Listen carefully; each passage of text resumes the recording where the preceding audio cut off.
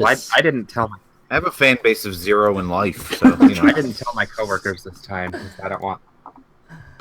I think we are live. We are definitely For a live. second, I thought you said you didn't kill your coworkers this time. Hello, ladies and gentlemen, and welcome to the Sonic the Hedgehog show. I haven't done that yet either, so... All Sonic the Hedgehog, all the time. I'm All your right, somebody host, cut his Miles T. Prowler. I'm here today to talk to you about my fanfic. Eugene, stop him. You even went into the Sonic lore with that one. Hello, everybody. We're real sorry about that.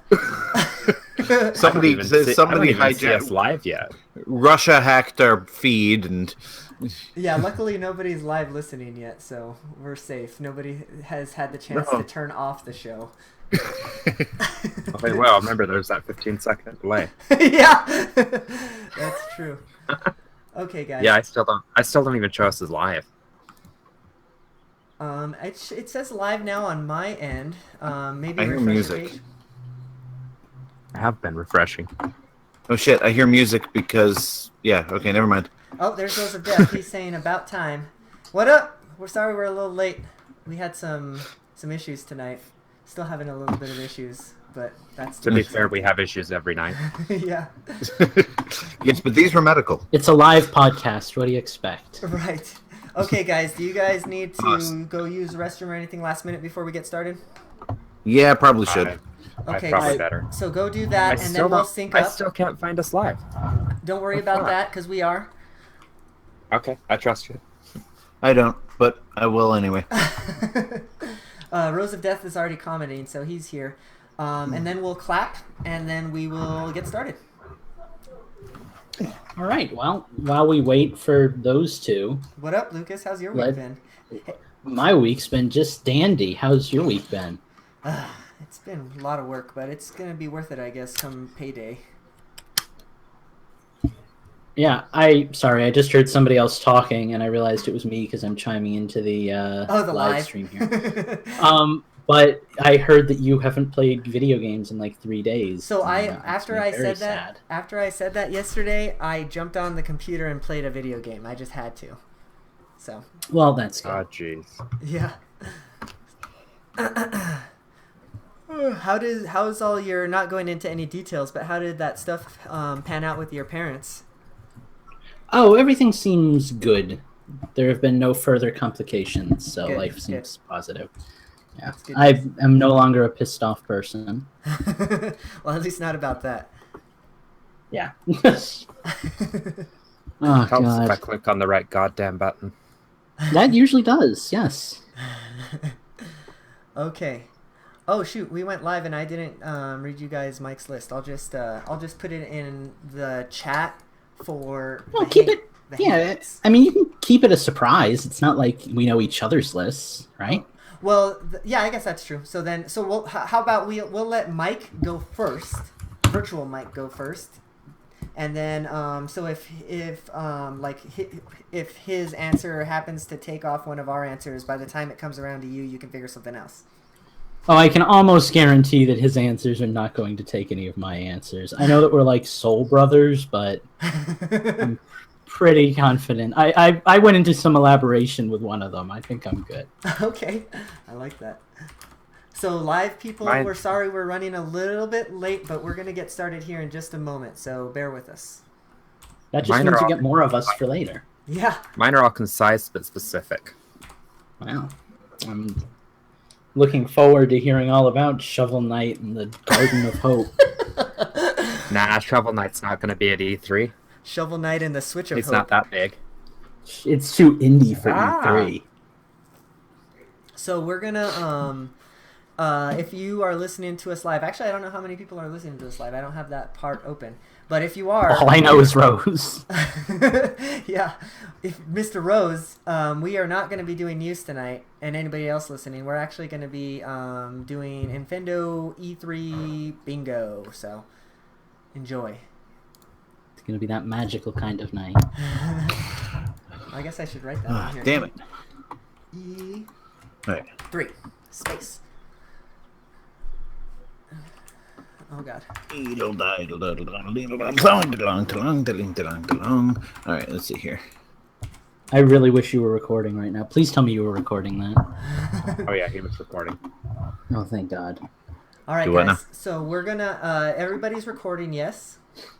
Yes. Yes? Okay, so See. let's do clapping and sync up, and then we'll just roll right into the show. So in 3, 2, 1. Okay, Justin, what is your recording at? I don't know. I just sat down. Hang on. Well then, Lucas, what's It yours is at? 7:30 right now, so it's probably about 25 or 20 when we clapped. Okay, Lucas. Mine was 7:38. Okay, and Steve. 7:32. Since Lucas and I both forgot to start a recording until Hey, she brought it up. No, it was. I wasn't the one who brought it up. It was Lucas. You guys are. Oh, you so guys, how? So we all forgot to record? No, I've been recording. No, Eugene remembered. And I told you guys about it. So anyway, Hello, everybody, and welcome to Infendo Radio. How'd you like that cold open? Here we are. that had some kick. We are here, guys. We're ready to talk to you about some video games this week. We are missing Mike once again, but we do have virtual mics, a spirit mic. You will be hearing him later on if you're listening to the produced podcast, so look forward to that. But who do I have with me this evening? Steve. I don't know. You tell us. Geez, you don't know us by now? Well, clearly you guys don't know each other because you keep mixing Steve and Lucas's voice at this point. But Okay, well, I'm Lucas and I exist. And yeah, It's not my fault. I didn't get to get used to one voice before the other one came in, so now they're just the two new guys. yeah, it's Steve, Lucas, and Justin, the magical Yes. trio. and then the one black guy leading the charge. And so here we are. Just like in real life. Operation Human Shield. Yeah. That's two South Park references. In like Back 4 to weeks. back. Yeah. And nobody's gonna understand it because everybody's too young at this point. But hello, guys. We're here to play Infendo Radio. We're here with Infendo Radio, and we're gonna This actually. isn't a game. We are actually going to play a little game this week. So if you're listening in live, thank you.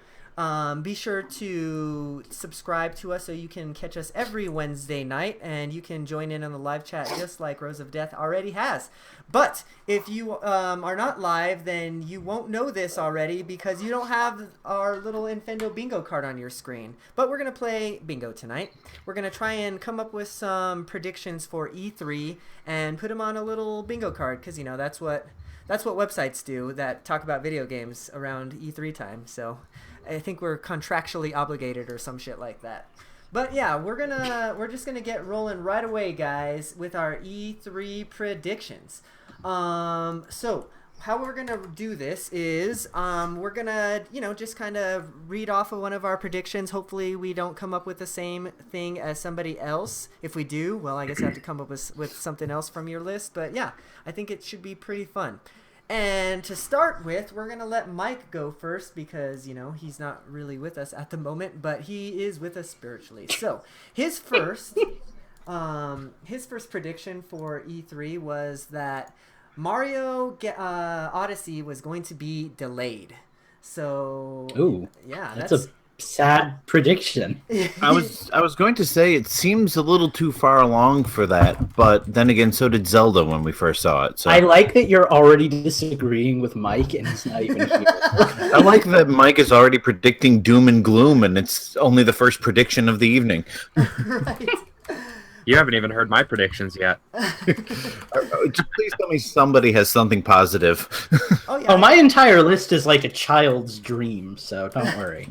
Oh, good. Well, So what do you guys think about this delay? Like, I think it could. I'm pissed. I think it could very well be possible, but at the same time, I just don't see Nintendo doing it because that's kind of their big holiday game, But who knows? Yeah, I'm with Mario Justin on games- this one. Mario games rarely get delayed. Like, they pretty much announce them just before they're ready to come out. Sure. Yeah. Yeah. I no, I'm mean, with actually, for us Justin to on have this. this much heads up is pretty rare, in fact. I can't see it being delayed personally. It's just like it looked so good from what we saw, and I know that we could have just seen like pre-built crud, but it looks like it's coming along fine. It didn't look all tech demo-y, so. Yeah. Okay, well that. Yeah, I that- don't think it's. I don't think it's getting delayed. I really don't either. But well, who knows? Maybe Mike's just Nostramictus over here. So. And Lewis is on. What's up, Lewis? hey, so let's check in with the chat, I guess, before we go any further, because that's where all the action's at. I'm telling you guys, if you're not listening to us live, you're doing it wrong. So Lewis. Rose of Death understands me. So Lewis has just dropped in from Nintendo Voice. Hello, Lewis. We are excited that you dropped on from across the sea, or I guess it's an ocean or some shit. I don't know. But Pond, as they call it. we also have Heather joining us again. So thanks for joining in, guys. Okay, so moving forward, I think I will take the next square on the bingo card. I want to go with the G. So my prediction is that we're going to see, my first prediction is that we're going to see something of Dark Souls coming to Switch. Maybe a collection, or maybe just a port of the original, and then they'll talk about the other ones at a later date. But there was that Laura Kate Dale rumor. I don't know if it was Laura Kate Dale or who it came from, but before the Switch was announced, that was kind of floating around. So I would like to see that, because I'm a huge Dark Souls proponent. So that's my prediction. What do you guys think? I could see it. I mean, I'm not particularly excited for it, but I could see it being a thing. Right. Well, all right. So Yeah, that's not my style of game, but I'd be happy for you. I don't. Yeah. I think that you guys don't know that if it's your style of game or not, because you guys like Monster Hunter so much, and there's so many. Well, maybe not so many similarities, but for me, anyways, the combat is very similar. Get ready for the very first Infendo Radio tangent of the night. I own Dark Souls 2. Okay. It's Dark Souls we're talking about, right? Are you talking Dark Souls 2? Because that's the bad one. Yeah, I own Dark Souls 2. Okay. I've never played it. I got it in a humble bundle, and I never touched it. But I Wait, have it. wait. Are you making the same mistake that I almost did? Are you confusing Dark Souls 2 with Dark Stalkers 2? It's not Dark Stalkers, but it might be Dark Siders. I don't know. I love Darksiders. Dark God. Souls. Okay, so let's go through the dark The Dark Trilogy. Yeah. The Dark Game Encyclopedia. So there's Darksiders, like that's the fighting game. No, Darksiders Nope. is the Zelda-like. There's Okay, Yeah. that's the one that came Yeah, in Dark on the Stalkers. Nintendo hum. Yeah, Dark Stalkers Stalkers is the the fighting game. Uh-huh. Yeah. Yes. And then there's Dark Souls, which is the, well, you're going to die a million times and yell at your TV kind of game. I'm not sure which one I own. I own the one where you It's- play as Death. It's Yeah, no, that's Darksiders then. I say Darksiders was in one of the Nintendo Humble Bundles. So And if I'm not being too forward, may I ask what the hell game were we talking about before I started this? So I'm talking about Dark Souls. Dark Souls is Okay. the I'm only game. talking about Shaft. Dark Souls is the game where if you die, you lose all your progress, and you basically have to start over from the beginning. Unless Okay, second tangent. My roommate played that and I watched it, so I Okay. still have some validity here. I've seen the video of it set to Take on Me. Wait, I don't think I've seen that, but I Oh. think I have to. Yeah, we'll have to do that during the break. Right. Well, fair enough. Well, I think that if this comes to the Switch, much like the great prophets that you are for Bomberman, I think I'm going to have to become that for the Dark Souls series, because it's really Looking good. forward to it. All right, who wants I'm to just take gonna the next start blasting prediction? you guys with Minecraft all the time. Lucas wants to take the next prediction because Lucas doesn't want to be last. Uh, And Lucas, Hold on, before you do, Justin, Heather wants you to put a link of that in the show notes. Or in the... Okay, I will try to find it. So go Can you ahead, put? Lucas. I don't think you can put links in chat, but maybe it'll let me do a YouTube link. Oh no, YouTube blocks the music. It'd have to be a Vimeo link, and I don't know if that'll work. I will see what I can do. All right. All Go- right, Lucas. the can post it to Twitter or anticipation something. is building for Lucas's prediction. Hit me Do I with have to choose a spot on the bingo map? Because Yeah, I don't I even mean, have the why- bingo I mean, map why up not? on my screen. Give it a shot. Okay, give me one of the I spaces. Okay. Give me an I. All right, I'll give you an eye. What's your prediction? My prediction is that we are finally going to see the long-rumored but never actually happening F-Zero for the Nintendo Switch. Oh, God. I believe in Nintendo's ability to ignore its fan base just long enough to make them not want a game anymore, and then come out with a game.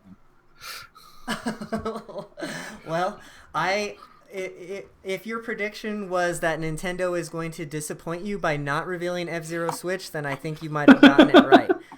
I want you to know that all of my predictions go a little something like this. Oh, so no. prepare for a really fun night. I tried to get a couple of positive ones in there. Well, like all of mine are like the world is pure and beautiful and everything's gonna be great. No, I think it's time. Like all joking aside, I think it's time. We had F-Zero references in Mario Kart. Mario Kart 8 had freaking virtual, off the ceiling racing beauty.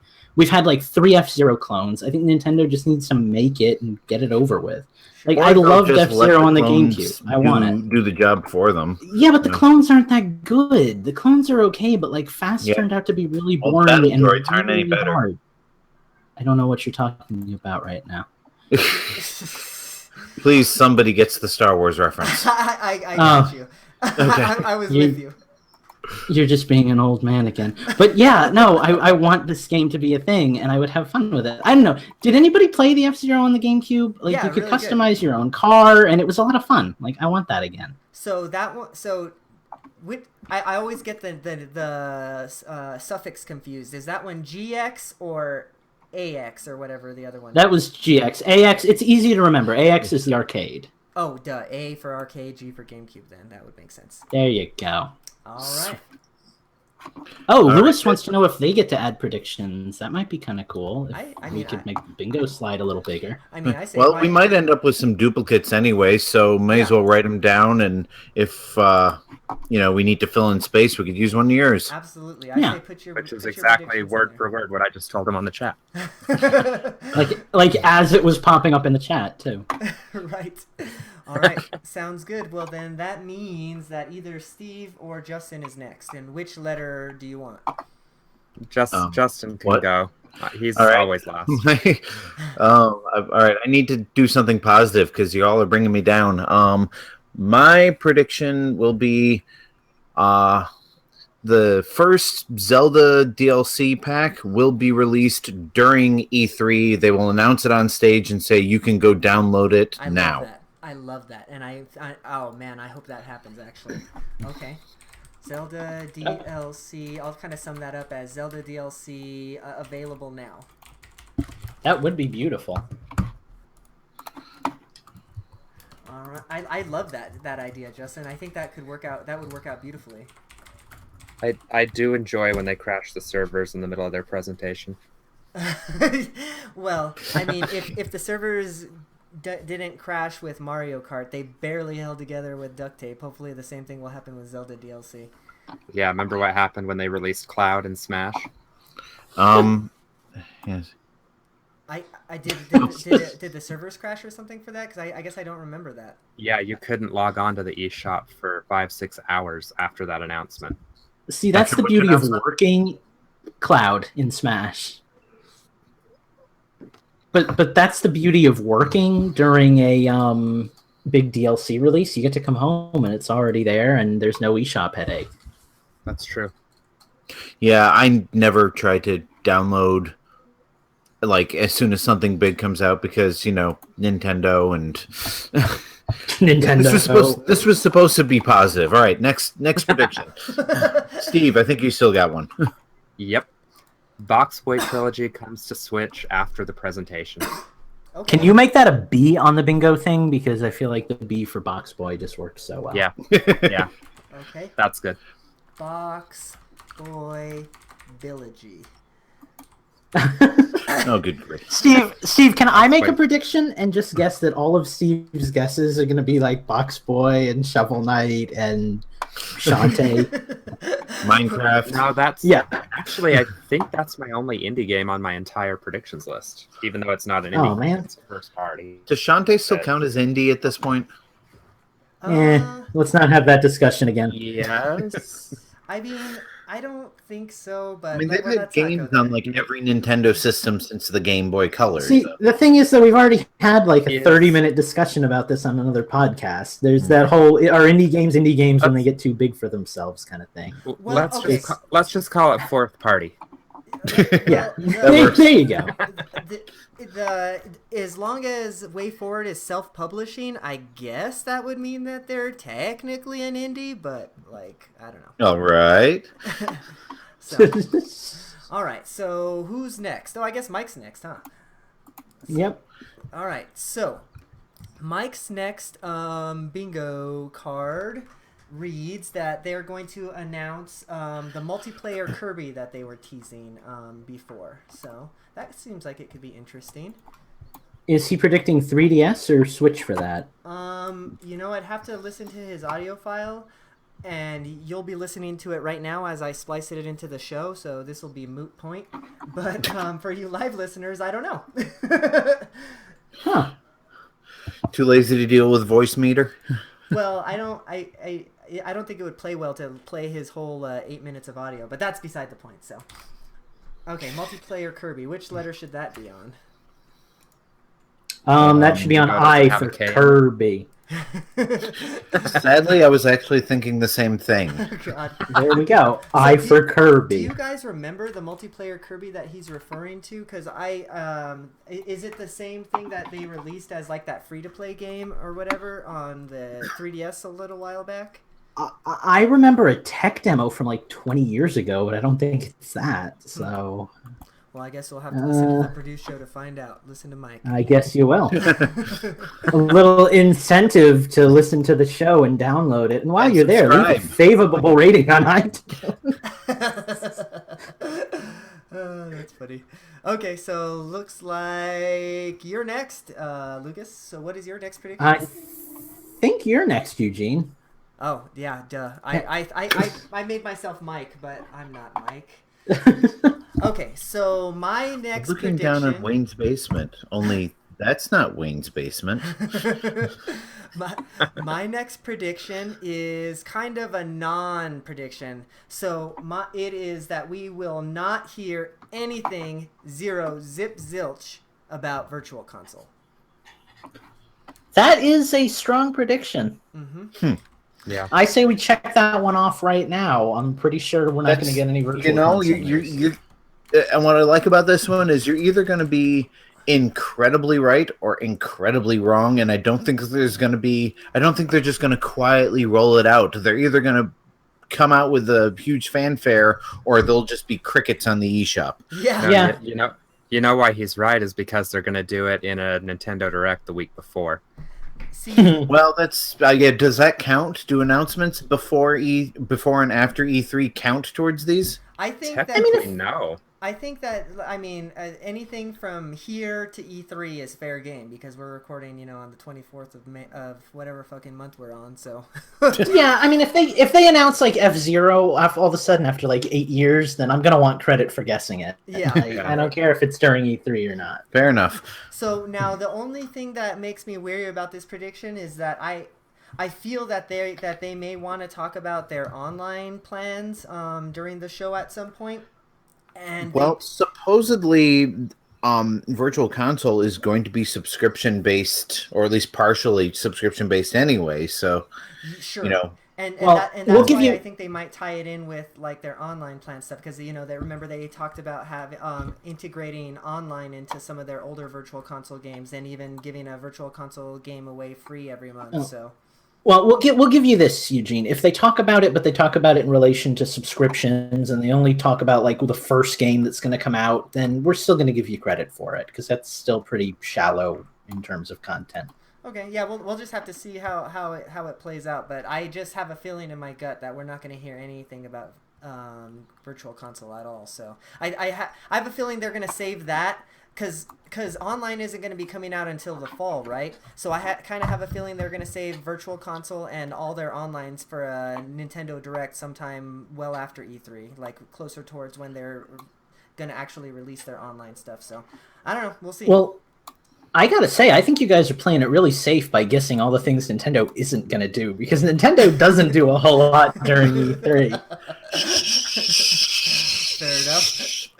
Oh, that's funny. Okay, well now it's your turn, Lucas, for sure. So now it's time for fun. And the next thing is something that I've been predicting for like the last 3 years. And I know like a crazy Florida lottery person, someday I'm going to get my wish. I want Animal Crossing, and I want it on the Switch now. I wanted it on the Wii U for the last 4 years, and now I want it on the Switch. And I think that would be perfect.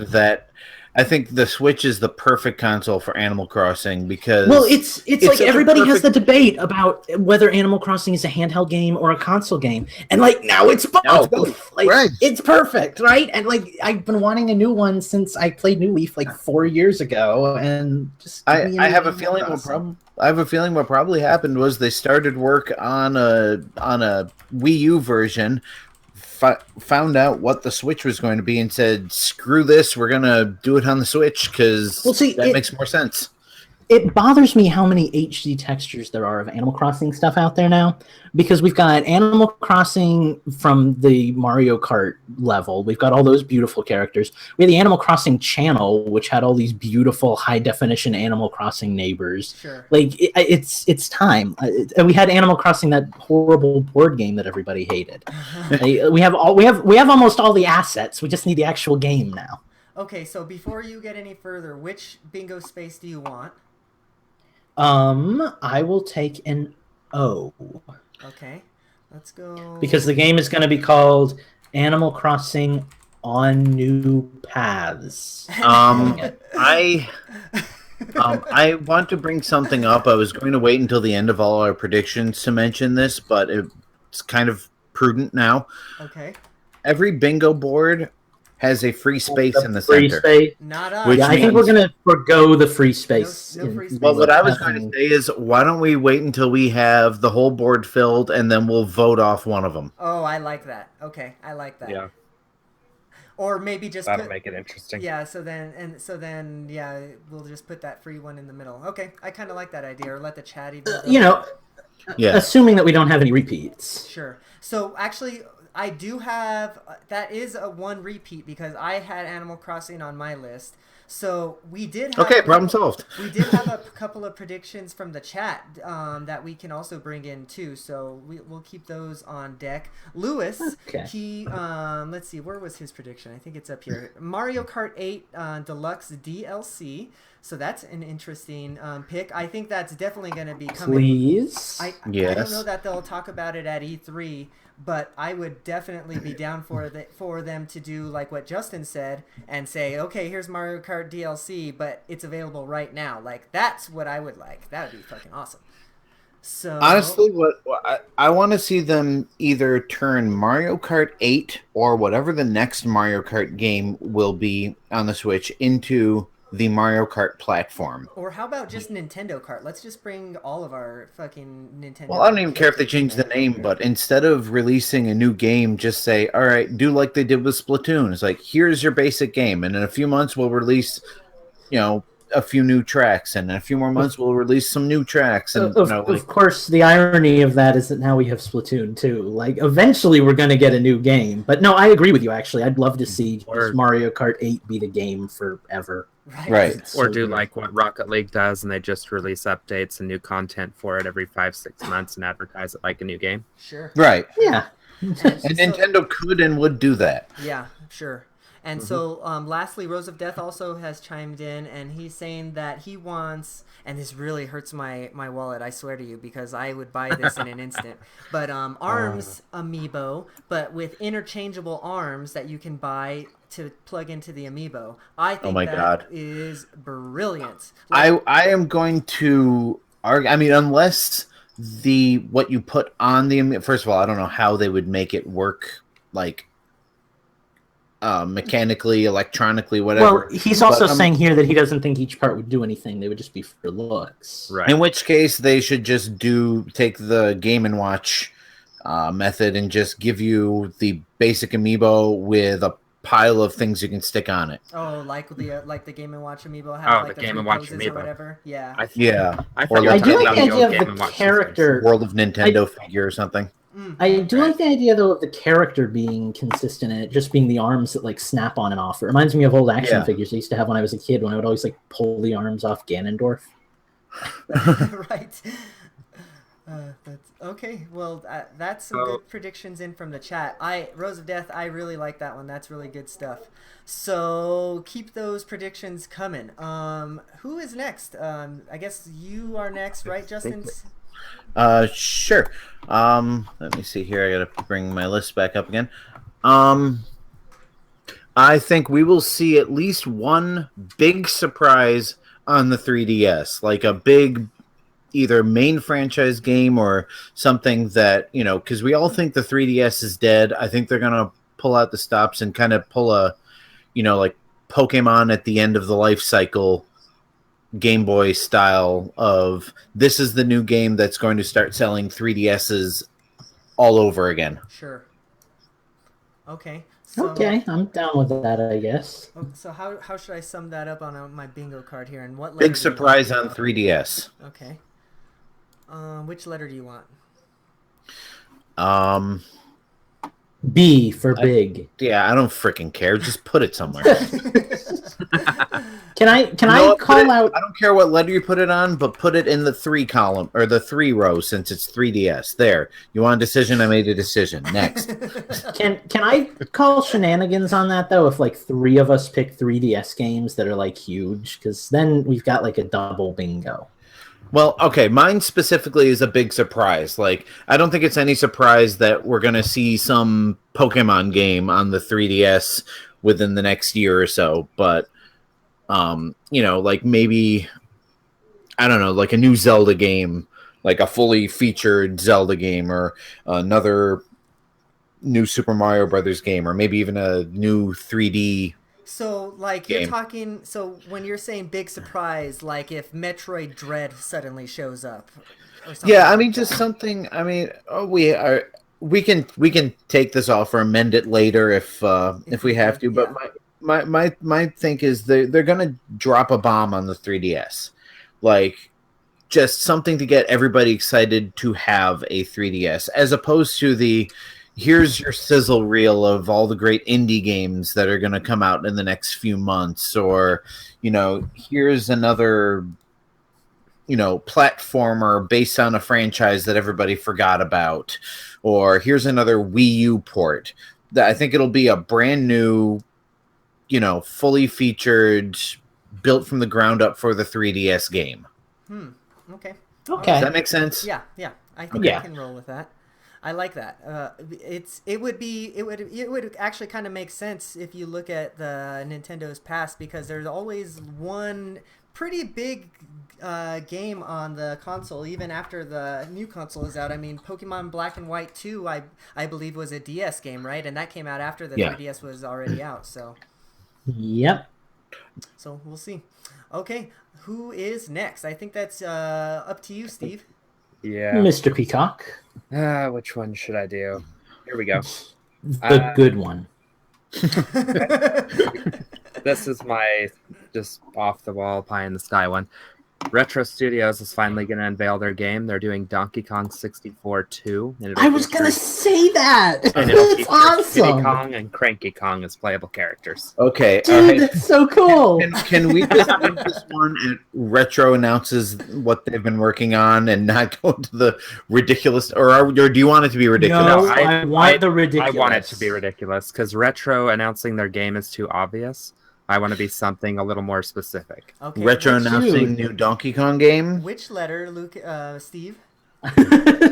Just put me somewhere I can't even see the board. So. Give him a G, gentlemen. G it is. All right. Why can't you see the board? We're gonna go Retro makes Donkey Kong 64. Donkey Kong 64 2. Yeah, DK 64 2. Love it. All right.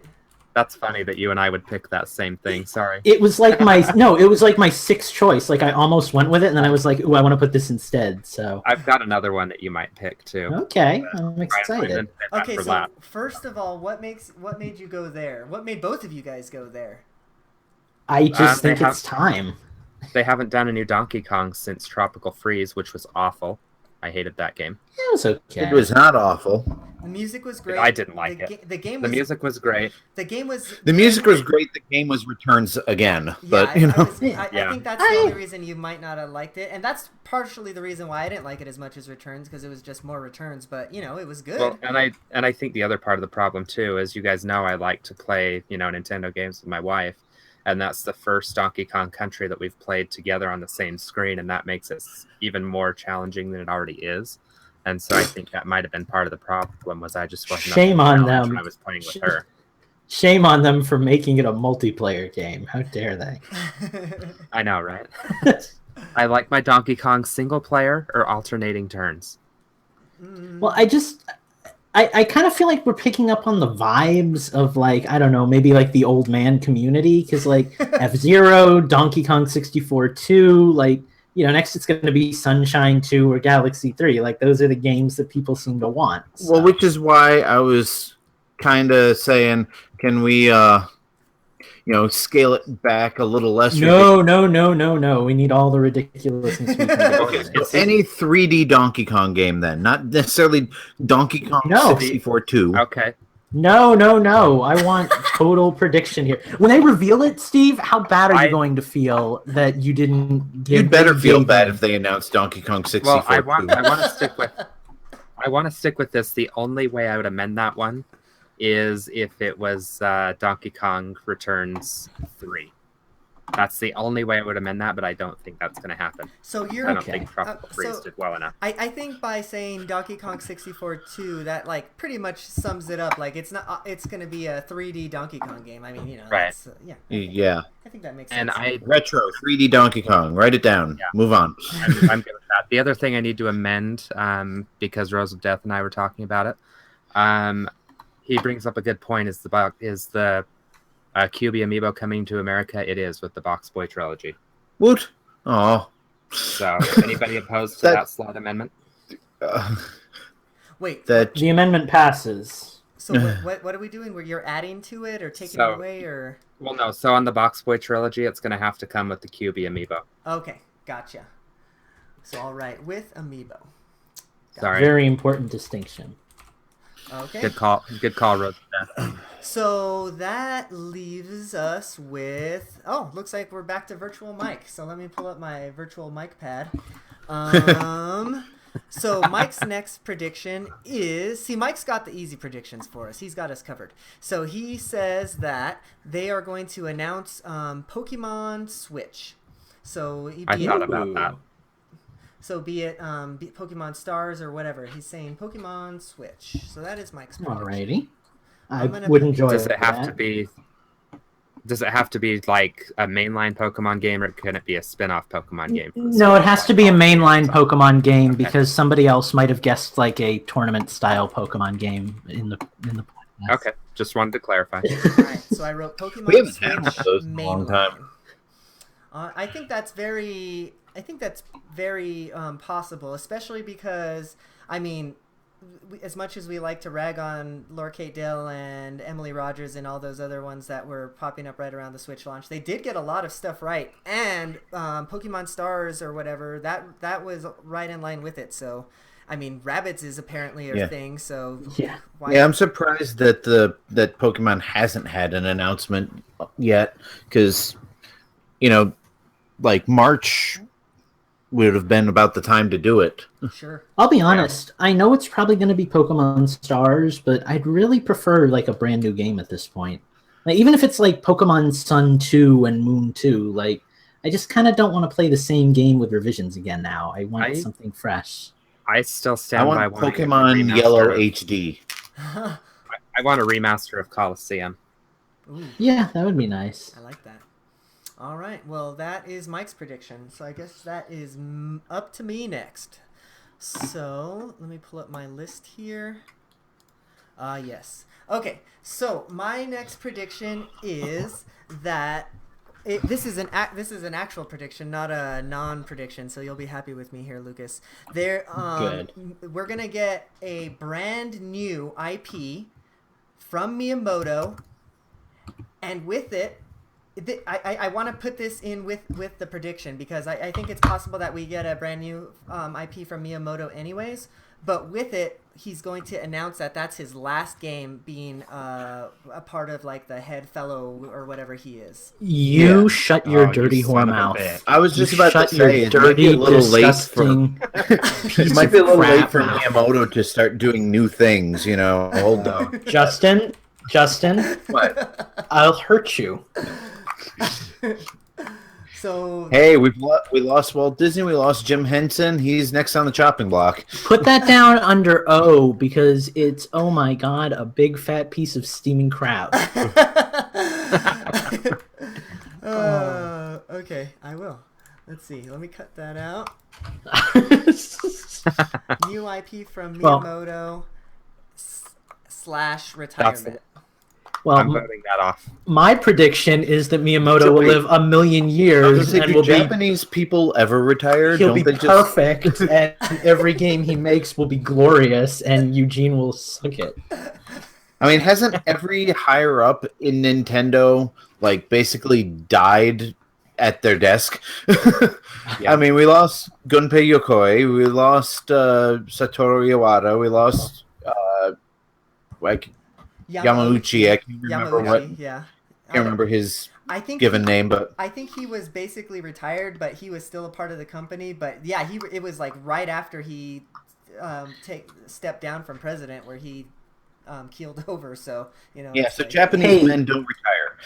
By the way, guys, I'm just peeping on the chat, and I'm noticing that Lewis has also predicted Bayonetta 3 and a trilogy collection, and I think that's a pretty cool prediction too. Ooh. Yes, I actually changed one of my predictions to one I saw in chat, so I will give a shout out when I get to it. Okay. All right. So that is my prediction. You can vote it off later on if you feel like it, but we will. But that is my prediction. I hate you. All right. All good things. Mr. Lucas, looks like you're up. I predict that Eugene will die in a fire. No, so that is like left. So I'm actually switching mine around a little bit because Mike kind of jumped in and snagged one of mine here. I predicted that we're going to get a Pokemon tournament style game. Like Stadium or Coliseum or Battle Revolution. I'm not thinking it's going to be any of those. I'm thinking it's going to be something different, probably something a little more progressive, something that actually takes advantage of the fact that there's already 3D Pokemon games. But like, yeah, I have to throw something in here though. Okay. I think the reason they stopped making those was because they just didn't have the time and assets to continue making these high polygon, high resolution models of the hundreds upon hundreds upon hundreds of Pokemon that exist. Of course, but I still think that they have the time and the assets now, and they should get off their lazy butts and do it. And I'm predicting it'll be Pokemon Tournament complete. Now, I'm predicting that it's going to be just a basic turn-based Pokemon battling game, but I think it's going to have a lot of features that are going to keep people coming back for it. I think there's going to be a lot of online integration, online tournaments, and day one Pokemon Bank. I'm looking for something that will basically make Pokemon fun for like more competitive players again, because it's kind of lost that for me with Sun and Moon. I'm kind of looking for a real like online community to do Pokemon battling that isn't, artificial. So are you thinking that it's going to be more in the Pokemon Stadium line where you have to bring about your Pokemon from like the 3DS version, or more of a standalone type of deal where you can...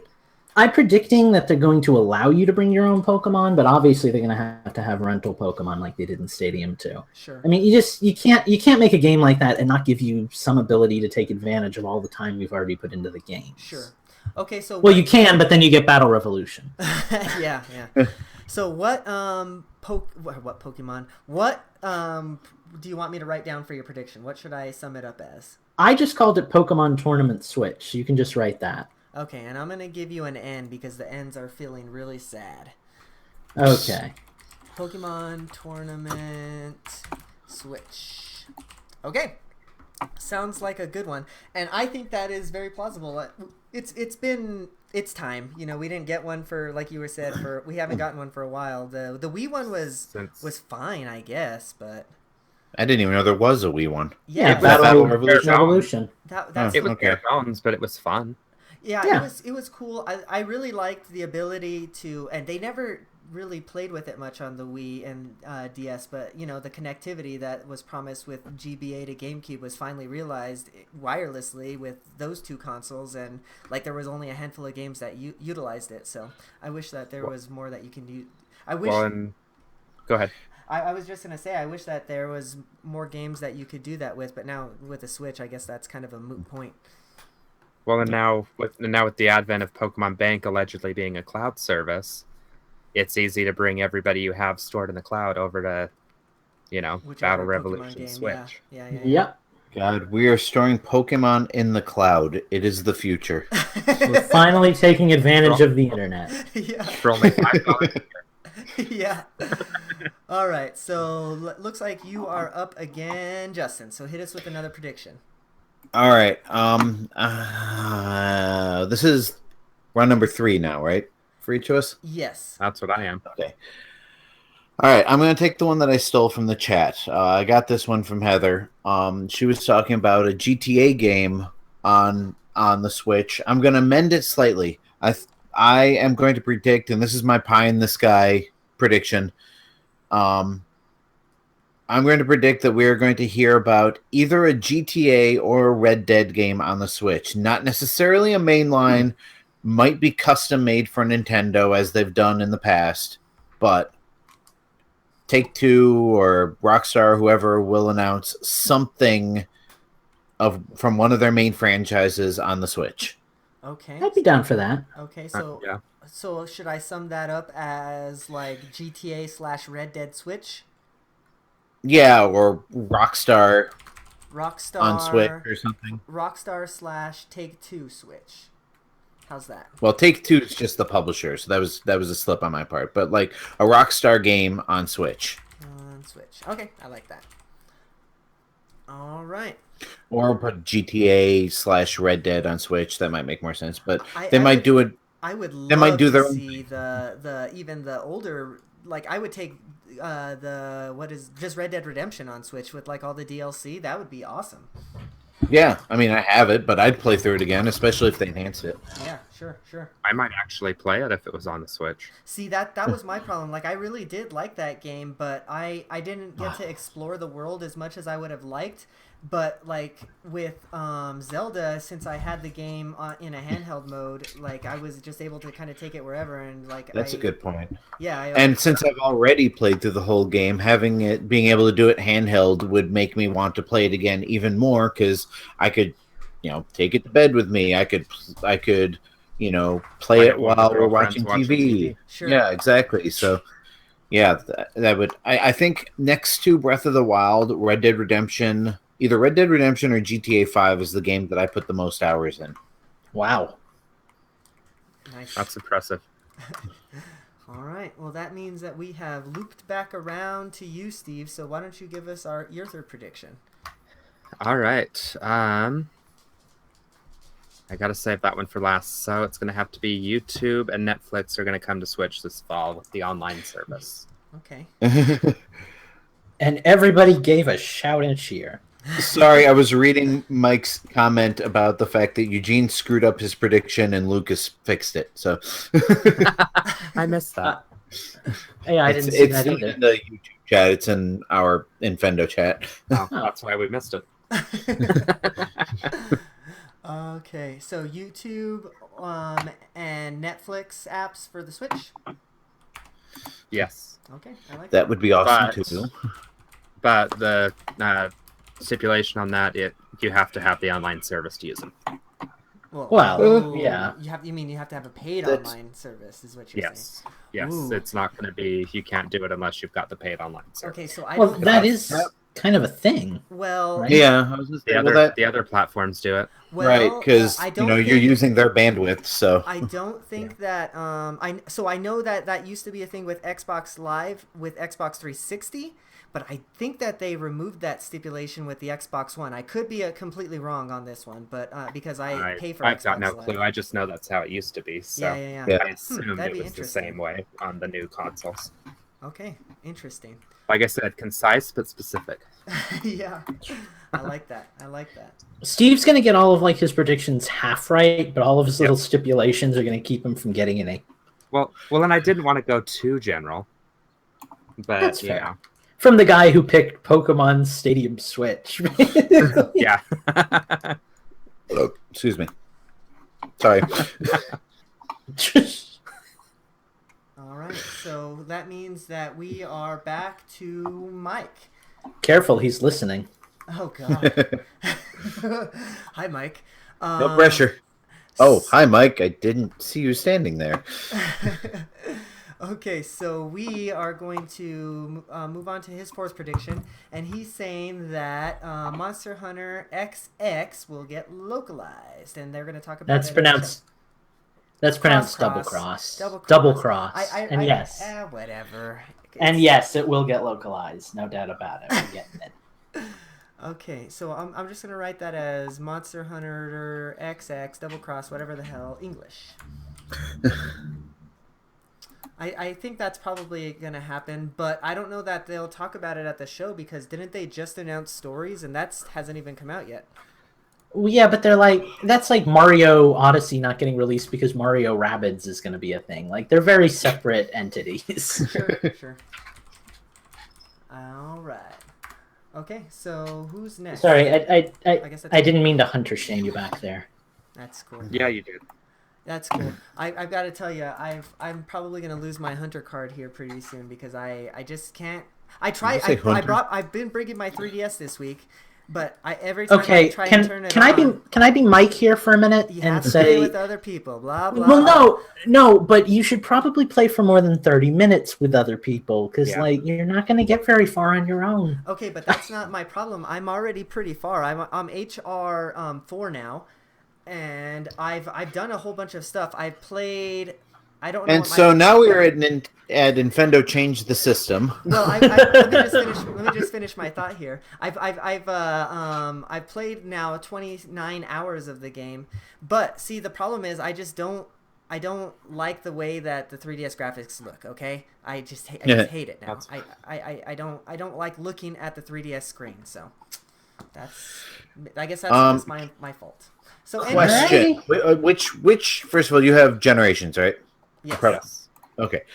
Do you play it with 3D on? I play with the 3D on. I have a new 3DS XL. I'm playing with the optimal version of the 3D. And I can jump in, turn it off. The game got so much better when you turn it off. Because the 3D is so worthless in that game anyway. I mean, pretty much all it does is puts your HUD like basically at screen level, and then everything else is on a flat layer just behind it. So there's almost no 3D effect to it at all. So I've tried messing with the 3D on and off, and the only way I can even play that game is with the 3D on, because at least it's given me something pretty to look at. Because otherwise it's garbage. I'm sorry. I get that. I'm sorry. It's just garbage. So I'm sorry. Monster Hunter tangent over. Lucas is gonna kill me in my sleep. Probably. I'm pretty sure he's forming a hunting party with Mike right now. No, Mike's in bed, so it's just me and him tonight. No, I mean like to murder me. Oh, well, yeah, that other story. Yeah, yeah, Mike will get out of bed for that. Okay, so my next prediction... Is it my turn? It is my turn. Because Mike just went with the Monster Hunter Double Cross. So my next prediction is that Xenoblade... Chronicles 2, is that what they're calling it? Xenoblade Chronicles 2 or just Xenoblade 2? Is that what the kids are calling it nowadays? 2. So Xenoblade Chronicles 2 is going to be delayed, and it's going to be delayed into winter of 2018. So we're going to see it next year for Christmas time. Yeah, it's fair. Because we haven't heard jack about that, and I think they were saying that it might even be a 2017 game, but I just don't see that happening. I'm just not excited enough for it to really get pumped. Like, every time I try to play a Xenoblade game, at first I'm really into it, and then like 10 hours in, I'm like, okay. Yeah, I feel ya. Like, I did like to play, now contradicting myself again, I did like to play Xenoblade X on the 3DS, because I can take it with me on the go. That was awesome to have that big world. Xenoblade X wasn't on the 3DS. Or which one was the Chronicles X? I guess. God, these names. Just, no. There were two games. There was Xenoblade Chronicles and there was Xenoblade Chronicles X. So which is the 3DS one? Xenoblade Chronicles. It's just poured into the 3DS. Yeah, I was gonna say. Game. Right. Yeah. Okay, so whatever the fuck that game was called, I like to play it on the 3DS because it was portable, so I got to take it with me, and it was better for me to explore that world on the go and be able to close my screen or whatever, and have it open up and then I'm right back in it, than as opposed to on the Wii where it's kind of a big huge production to try and get into it. So. All right, so Xenoblade Chronicles 2 delayed to 2018. That is my prediction. Who is next? I think that would be me. I think you're next, Lucas. Yeah. This is my super specific prediction. We're going to get a Kirby game, but not Mike's Kirby game. It's going to be called Kirby Switch. It's going to be a half 8-bit game and a half HD Kirby game, and you switch between the two art styles to solve puzzles. Oh, I love that. Okay. With this being the 30th anniversary of Kirby, there's a chance at least a few of those might happen. Yeah, I don't know why. That's my psychic prediction that I'm throwing out there. Do you switch with a button press, or do you switch by docking your Switch? Yeah, you can't switch by docking your Switch. I mean, that's really cool. That's like the coolest way to do it, but that's way too much of a headache for people who just want to play the game. It probably has to be either like a button press or you go through a door or something. Kind of like, remember Paper Mario 3? The one where you could like go in between 2D and 3D? Oh, yeah. Probably something kind of like that. Super Paper Mario. Yeah. Heather's impressed. Yeah, that was my thought too. Except weirder. Like, how does switching to 8-bit or out of 8-bit make it easier to solve puzzles again? Well, I don't know. That's up to the game designers who get paid billions of dollars to stupid ideas. It's up to the designers to make it work. What you do is you look up a trailer for the video game called Fez. That's how you see. Yes, you're right. Actually, that actually works pretty well. No, you could come up with something creative. You could have the enemies be more paperish when they're in 2D, or I don't know, depth in 3D. There's a way to make it work. But again, I'm not getting paid big bucks by Nintendo. If Nintendo wants to hire me, I'll come up with something good for them. Okay, so I'm gonna. You would have a promising career in Disney Imagineering. Yeah, I'm gonna come up with something completely, absolutely ridiculous, then send it off to the engineers to have them, try to make it actually happen. There you go. There is no try. All right, so I kind of summed that up as Kirby 3D to 2D, Kirby Switch, Fez-like. So very, very well summed up there. And I've never played Fez, so I have no idea what that means. All right, I guess it's my turn. It's one of my wonderful indie games that y'all love hearing about. Don't try Fez; it's stupid. And I love that game. It's okay. It's a good game, but the creator kind of bugs me. I don't know. He's kind of a. Anyways, go on. Let's not burn bridges.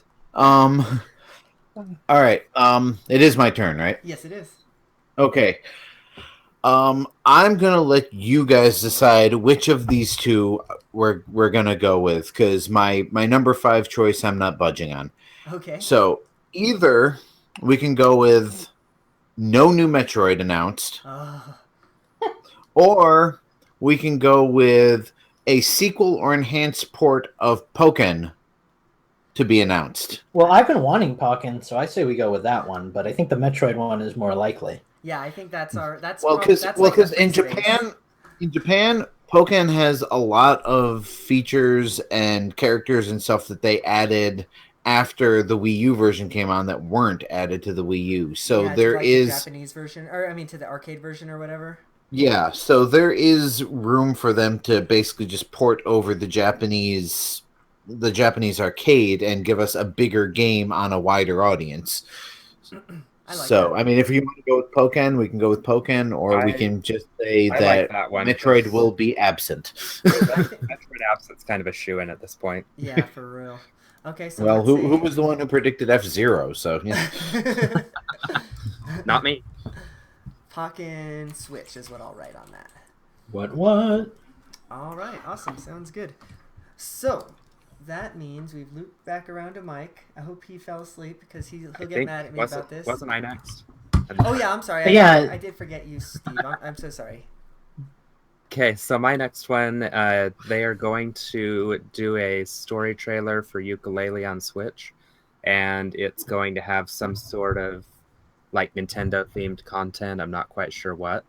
And then they're going to let us know right after they've given us the good news that it's going to be delayed till next year. Oh, okay. So That all sounds pretty accurate. So you're saying some Yooka-Laylee Switch is going to have some Nintendo-based Exclusive content, and it's going to be delayed. I can see that. Okay, I like that. They're going to give us the good news first. So, Ooh, okay. You know what I was thinking? This is not for the list and totally off the record, but I was thinking about it earlier tonight. How great would it be? Because, all right, so members of Rare broke off from Rare and created Free Radical Design and did the Time Splitters games. Then they got bought up by the people who by Crytek and made Crysis games. And then some of them broke off.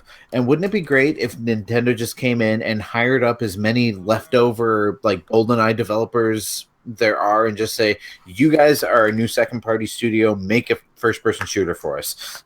I would dig that for sure. And then put the Metroid name on it. That would. Oh, see, now I want to change my prediction. You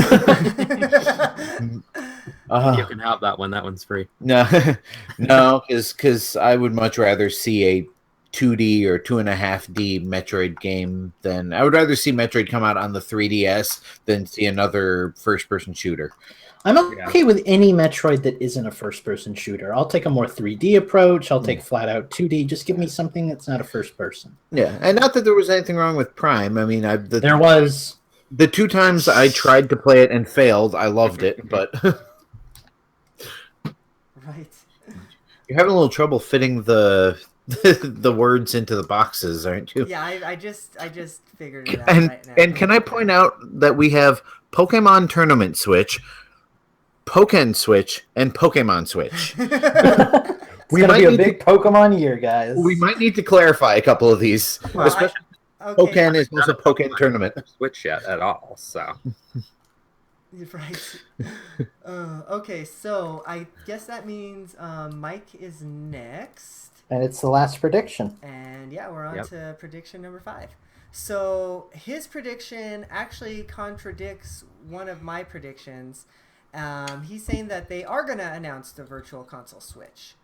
So okay. I don't know.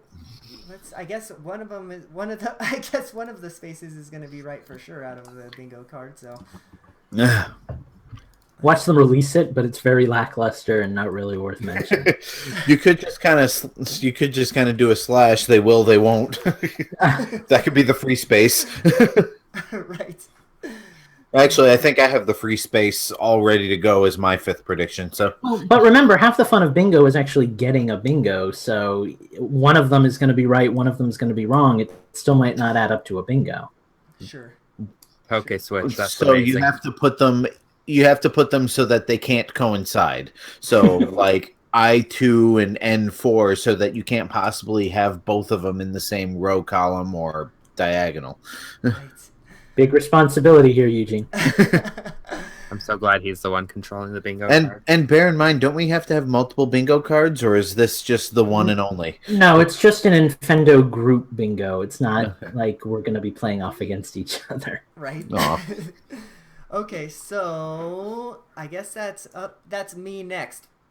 But I'm gonna have to pass the baton to somebody because I have to come up with one because I've already lost 2 from my list to y'all. So who wants? I'll take one, but hopefully Lucas doesn't get mad at me for this one. Go ahead. You can steal one from the chat. That's true. There was a couple of good ones in there. I like that actually. I'll just leave I'll leave my spot open for the chat, and we'll decide on which one is the best chat one to put in there. So why don't you go next, Steve? Or that could be the free space. Anyway. So for my next one, I think we're going to get our first look at Monster Hunter Triple X for Switch. Or Triple Cross, whatever you want. Triple X after dark. Is that like BMX Triple X? Or So you think that we're going to get a trilogy of Monster Hunter Generations games? Or I you do, think we're going to and get a then they're Monster done. Hunter game with lots of nudity and We could And get lewd that. humor. See, that's I don't already know. Monster Have Hunter, you though. seen the Monster Hunter games? Okay, but You ought to look at some of Lucas's armor on his secondary account. speaking as somebody who's fairly well in tune with Monster Hunter now, I love your idea. I think it's more likely that we're going to see Monster Hunter 5 on the Switch if we see anything. But I like the idea of a triple cross. Like I say, go with your idea. It's your prediction. Well, do we want to just leave it Monster Hunter on Switch, or do you want to be so specific fine. that you're gonna choose the subtitle? If Lucas isn't opposed, I will please play. go with the subtitle. If Lucas isn't opposed, I'll accept Monster Hunter 5. I'm good with whatever Gentis wants to do. It's your prediction, man. I just wanted to make sure I wasn't stealing yours. No, you are not. My prediction about- is totally off the How wall. about we'll just leave Okay. it Monster Hunter Switch, because that's what I already typed in, and then we'll move on. Okay. Okay. All right, so that means that, well, one of y'all is next, because I still haven't thought of anything else. So who's? Am I next? Yes. I guess I'm next. Sure. My last prediction is that we're going to get Kid Icarus Uprising sequel for the Switch. Ooh. I know the Wait, was that studio supposed is to be like, go ahead What? anyway. Keep well, going. no, because we didn't have like Eugene or whatever. We went out of order. It doesn't Yeah, matter. Eugene screwed everything up. But anyway, yeah, I think it's time. I know the studio is kind of not around anymore or something, but like I think somebody could pick up the reins on that, and I want to see it happen. Like I want Kid Icarus, I want 3D Kid Icarus, and I Wait, want how it is to be the a direct. studio? That's the same studio that makes Smash Brothers. So how are they not like around anymore? I don't know. I thought that they went defunct. I guess they no. didn't. I know something happened where they Sora said that, like, Limited is that's Sakurai's. Sakurai. I know Yeah. something happened where like people were saying, "Oh, there will never be another Kid Icarus game for some Probably because reason." nobody's but- bought any of them. But I don't. Yeah, I think that I'm almost positive that the studio is still around. I could look it up here. I'll see if I can. But pull I something up. think that again, it's Sora can- Limited. It's Masahiro Sakurai's studio. It's the same studio that makes Smash Brothers. Trust me, they're not bankrupt. Continuing off of the prediction, I think it has to be a direct sequel to the first game because between that game and Smash Brothers, they've kind of finally created like an identity for this series that's like 25 years old. Sure. I kind of want to see them continue it on, you know? Sure. I like that. Okay, well, awesome. Sounds good. Then I'm gonna write Kid Icarus Switch sequel. Oh, can I interject for a sec while you put that in? Yeah. Sure. The quote from Sakurai says, "Perhaps we'll see someone else besides me make another Kid Icarus game in another 25 years." Oh. But as of That's when beautiful. as of when that was written, it doesn't sound like he has any interest in doing the next one. Is what had happened there. I remember reading appreciate that the article. snark. But yeah, the direct quote was, quote, "Perhaps we'll see someone besides me make another Kid Icarus in another 25 years," end quote. I just have to say what Heather wrote in the chat because it made me chortle to myself. She said that she predicts Home Improvement 2 will come out. So I know, I love it. And true Infendo I don't know. listener right there. I don't know. Praying Tim for Allen's it. not very popular anymore. Heather, you keep talking like that, you could wind up on the show soon. You never know. Yeah, right. I'm here. Okay, so I guess that means that Justin, you still have one left. I'm gonna go last because I still. I'm gonna pick, Okay. I'm gonna make mine the best. I'm just gonna pick one from the chat, so I'm scrolling. Oh well, okay. Well, I was hoping mine would be last, but I guess mine's the last, pre-thought out one. Yeah. All right, my final prediction is that fanboys will start a petition about something. Check it off now. Something will be announced that they will hate and want canceled, or something won't be announced that they will wish were, and they will demand it. Either Ladies and way, gentlemen, the Rabbids game. Yep.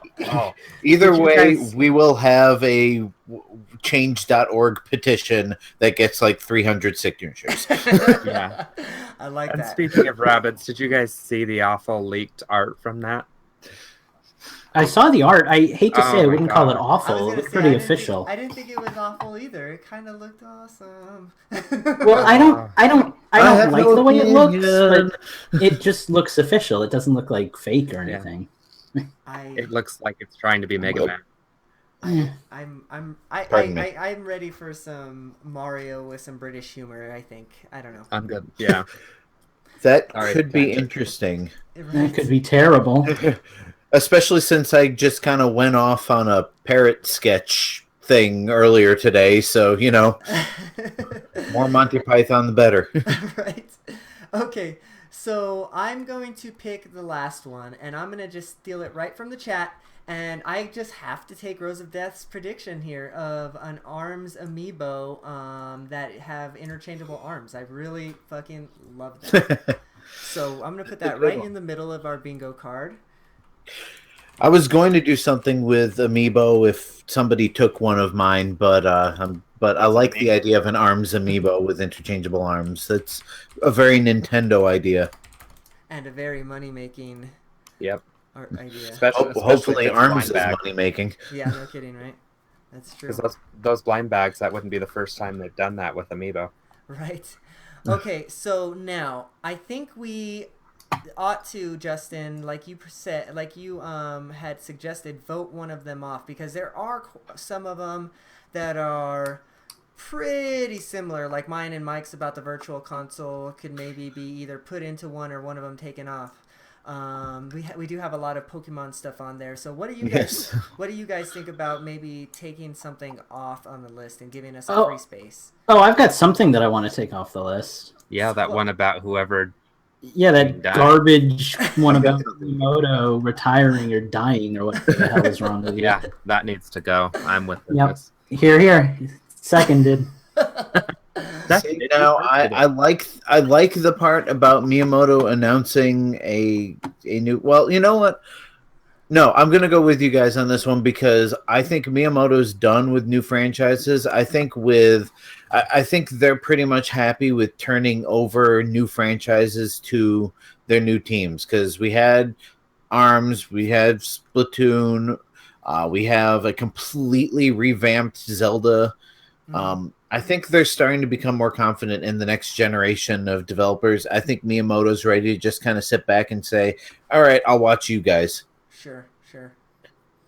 Okay, well, I'm okay with taking it off the list. I mean, you guys are just scared that the inevitable is going to happen. People get old. Hey, we're salty that you're a non-believer. I am not salty. I am just, I don't foresee Miyamoto doing anything other than supervising anymore. Okay, all right. So I'm going to delete that one. I'm going to cut this one. I'm going to paste it there, and we're going to write a free space right in the middle. Okay. I love hearing you do this and watching the delay.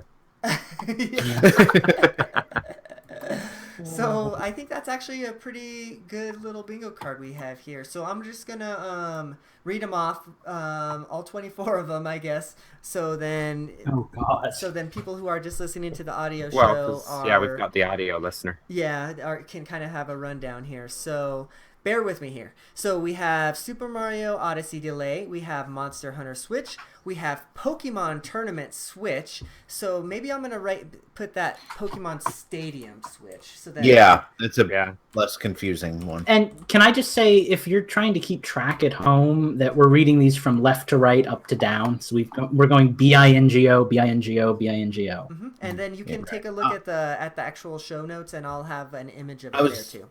Yeah, and I was gonna say you can probably just go back to the live stream and pick it up, can't you? Yep, sure can.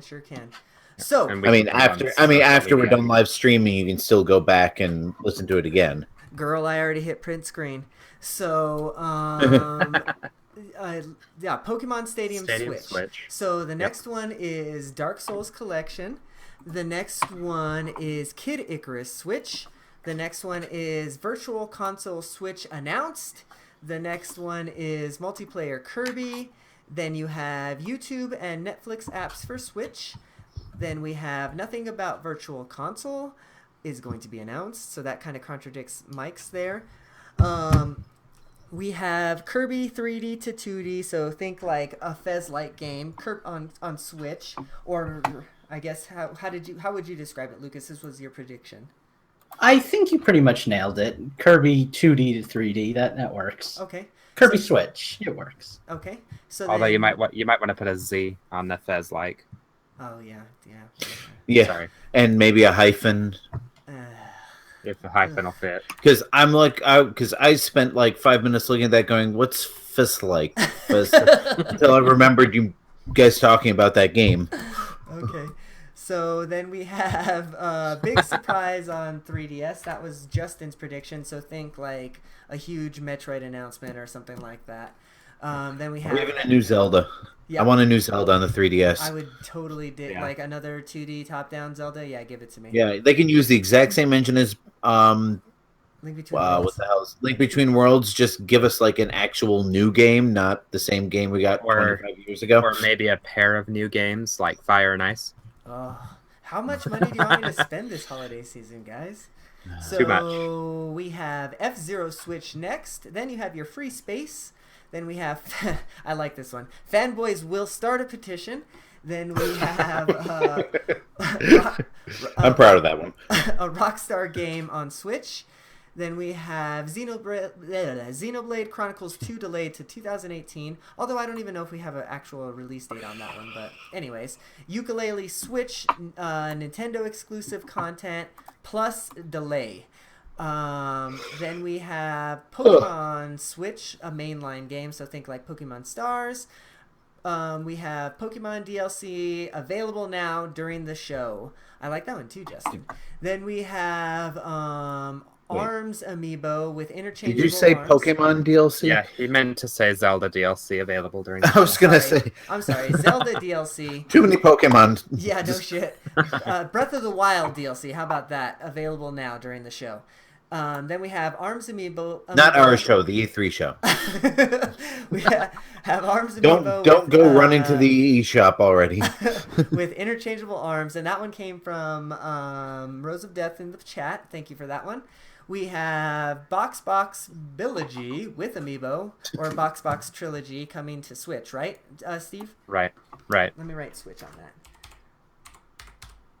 Then we have Pocket and Switch. We have Monster Hunter Double Cross, or XX, or what the hell it's called, localized for the Switch. Wait, is that a Switch game? No, that's a 3DS game. Jesus Christ. We have Retro makes DK64 2. I like that one too, Steve. That one could be interesting. And then Animal Crossing on New Paths. I like that. Can we replace the subtitle with something that will mean something to, anyone who didn't catch that one line? Nope, that's a specialty for people who listen intently. And can I just say that I'm predicting Animal right now, Crossing game on Switch. How about that? Nope. And can I just say that I'm predicting right now that there's going to be no Pokemon announcements on E3? Oh, God. No, they'll probably do what they did last year and announce them all like the day before. Yeah. Fair. Calling it now. Well, thank you guys for joining in on the chat. Thanks for playing bingo with us, and yeah, be sure to print out your bingo card for E3. It should be fun. But don't do that yet, because we still got more show. Yeah, we're gonna take a little break here. I need a drink of water and probably gotta pee, and then we'll be right back with some Nintendo tunes. Oh right, I gotta see. Yeah, get all that ready here. I'm gonna run to the garbage can real fast. Yeah, I'm gonna be right back too, guys. I'm gonna adjust my junk. And I'm gonna be right here. Listening to me adjust my junk. See, aren't you lucky?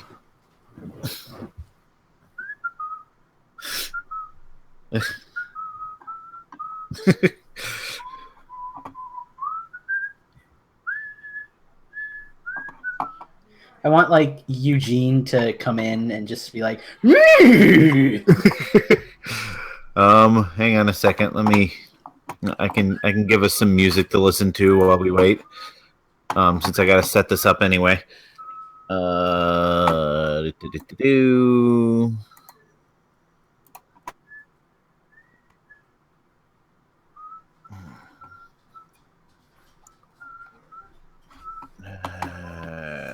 come on, where is it?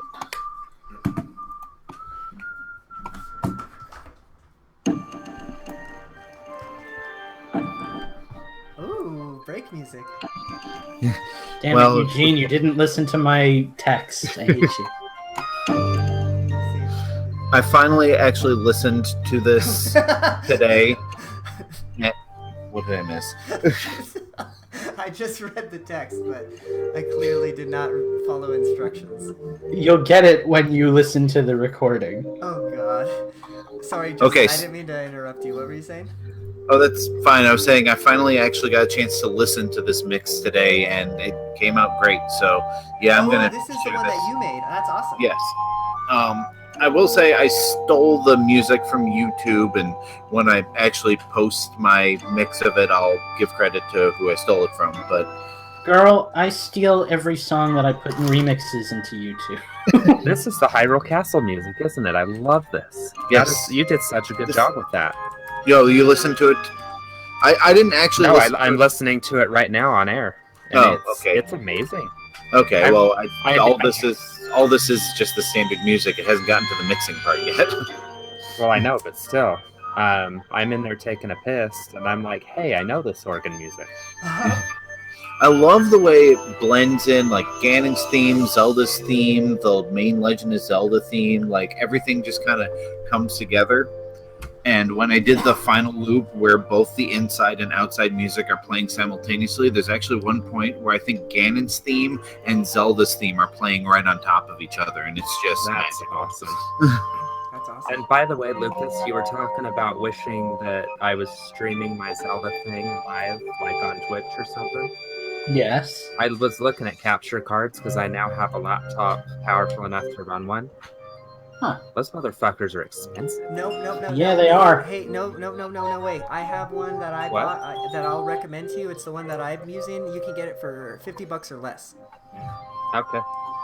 In a couple of months, when I might possibly have some extra money, I'll look at it. Yeah, I'll link it to you guys. It's worked great for me. It's a little bit you have you have to be a little bit tech savvy, so it might be a little rough to get you guys going, but I can help you because I have the exact same one. How tech savvy? I used to work at Radio Shack, so I know about all the hardware hookups and whatnot. No, that's not You what I'm just talking might have about. to help me on the It's software side. the software side, yeah.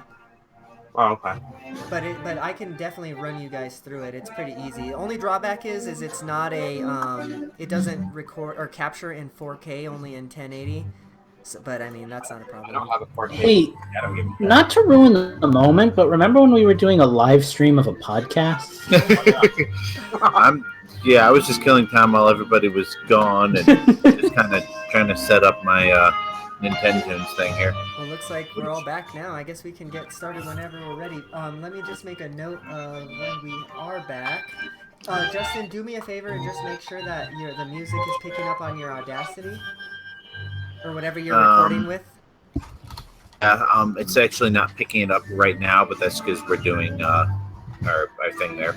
But I'm actually going to shut this off in a minute because for some reason iTunes is being stubborn and not showing me all the stuff that's in my Nintendo's playlist. Oh, that's weird. So. Oh, Justin, I can't wait to listen to this after the show. Okay, so do you need a second to get ready before we come back for reals, Justin? Yeah, let me just fade this out here. So just so you know, I'm just gonna add the banjo music in post, but I want you to start the show and just say, introduce us back from break and then talk about what Nintendo Tunes is. Okay, Justin? Okay. I should probably get ready to set my timer so we don't end up getting static. Sure. Do you need me to set one on my side too, or are you gonna be fine? Nah, I got one. It just as soon as I switch it over, I'll set it for 15 minutes, and I only had to switch it once last time, so we should be good.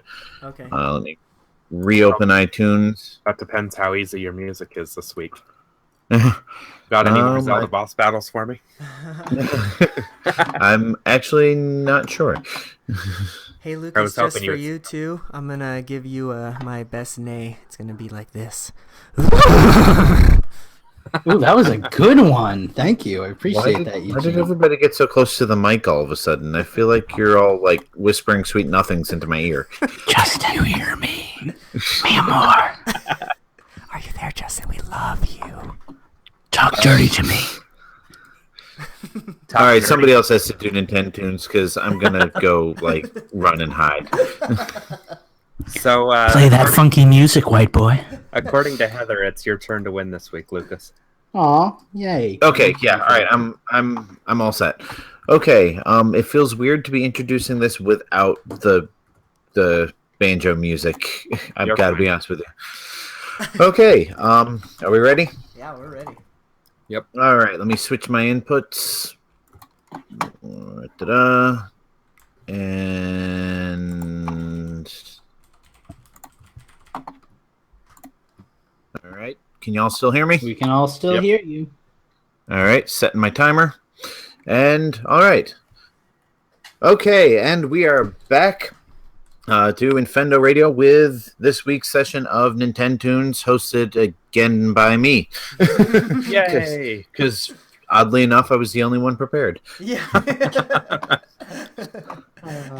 Actually, I do appreciate that because I was totally running late today, and you saved my ass. So thanks for hosting tonight. Okay, that is not music for Nintendo Tunes. That's that weird Dark Souls thing. All right, let me. Dark Souls. All right, and here we go.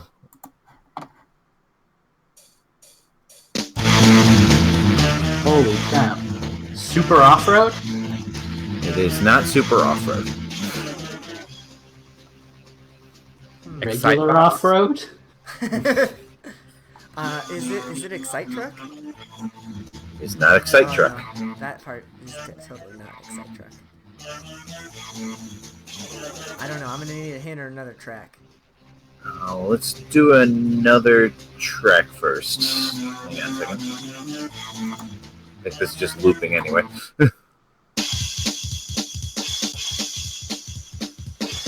Ooh, this is a little odd metered. I would say it's not one of the cruising games, is it? It is not one of the cruising games. All right, your first hint is that you're all in the right ballpark for a genre. Just think a little more obscure.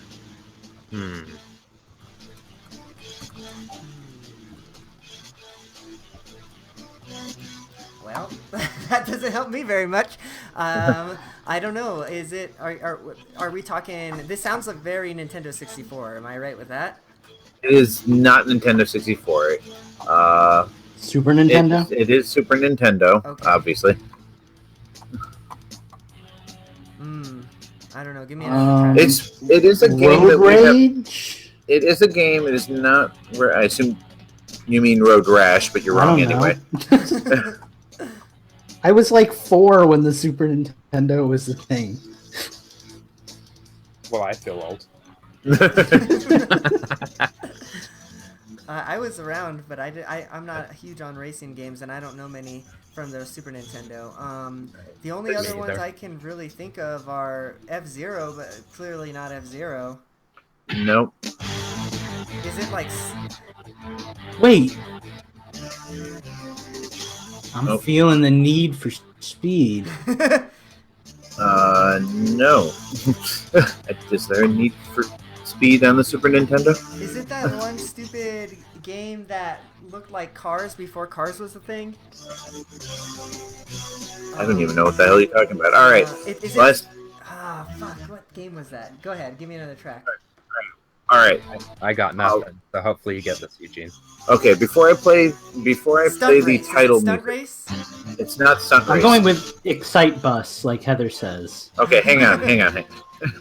Before I give you the title screen music, which may or may not help at this point, it was developed by DMA Design, who at the time were best known for Grand Theft Auto.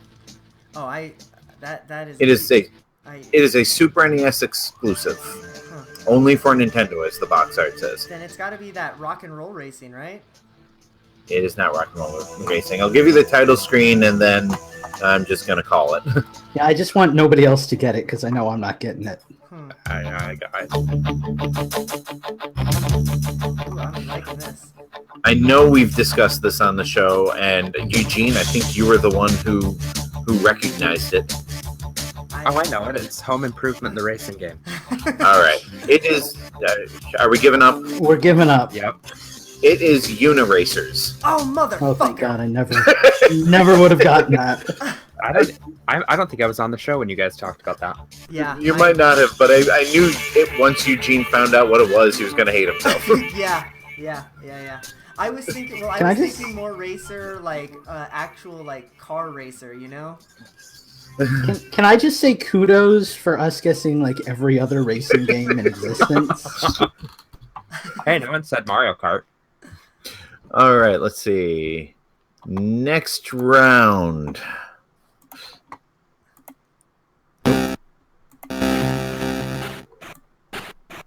God. The Metroid 2. Oh my God, who was that? Was that Steve? Yes, it was. Wow. I pull out the Game Boy games and you get them on 2 notes. What the fuck? Did you get it right? What was it? It was Metroid 2. I didn't even hear the music. I just heard terrible sound effects. I know. I thought That's Metroid 2. I know those terrible sound effects. I thought my brain was getting scrambled for a second. I didn't know what was going on. I was scared. I'm like, ooh, I know this one. It's like, yes, that is Mario Kart 64. God damn it. I'm not very good at this, but when I know my games, I know my games. Yeah, that was like 2. And that's twice you've jumped in on the first 2 notes of a Game Boy game. So bravo. Game Boy was my thing. I know my Game Boy. Steve takes an early victory here with 1 point. Whatever, that's my 1 point. I feel like you guys are... this makes me feel good, though, because now I can say that I'm not old manning like you two, because you guys are the true old man. Hey, guys, I'm going to amiibo us like Mike did that time to keep track of points. Steve, you're Chibi Robo. Eugene, you're Zero Suit Samus, and I am gonna be Sonic just to piss you off. I'm gonna send you a fucking Shovel Knight amiibo to use for me. And I'm going to start the next round before I run out of recording time.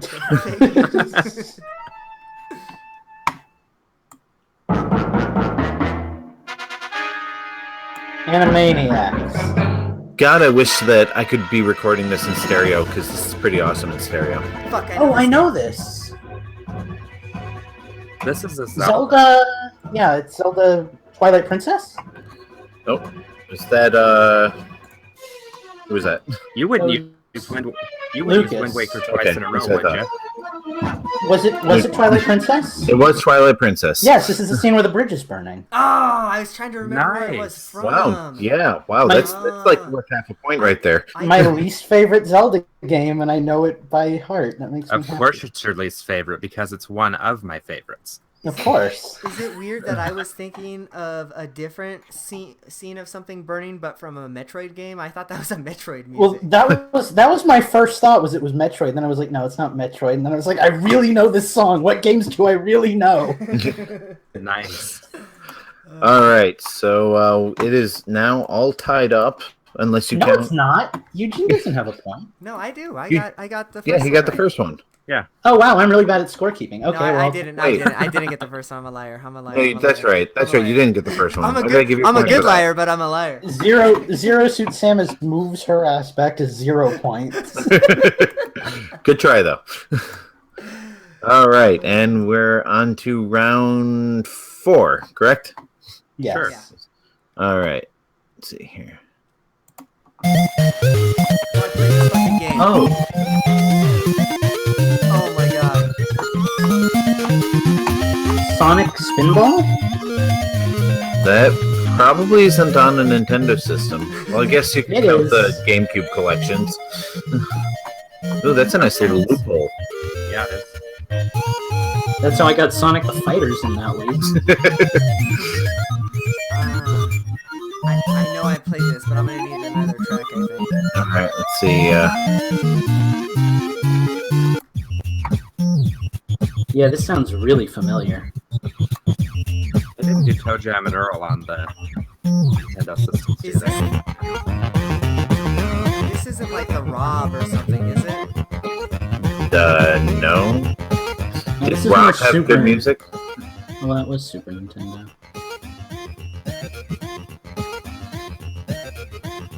The tracks are short, so I'm gonna have to skip need them another track. relatively quickly. It's making me wish they made Jet Set Radio on the Super Nintendo.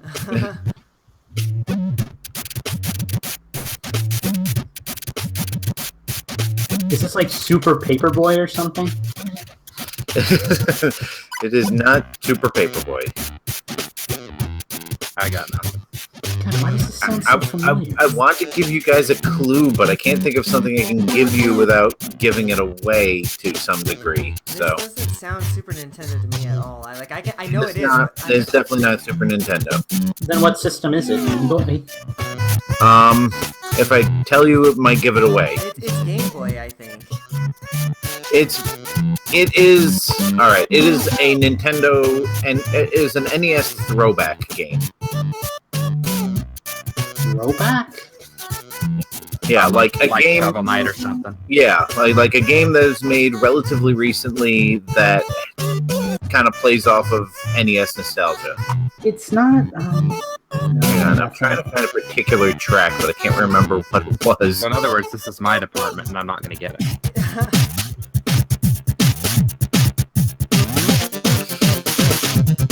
It was made, I think, entirely by a one-man team, except for the music, which was all farmed out to chiptune experts, one of whom was Vert. Jake Kaufman. Oh my god, I think I... Is this Cave Story or like... No, it's not Cave Story. Or N Plus or... What was that?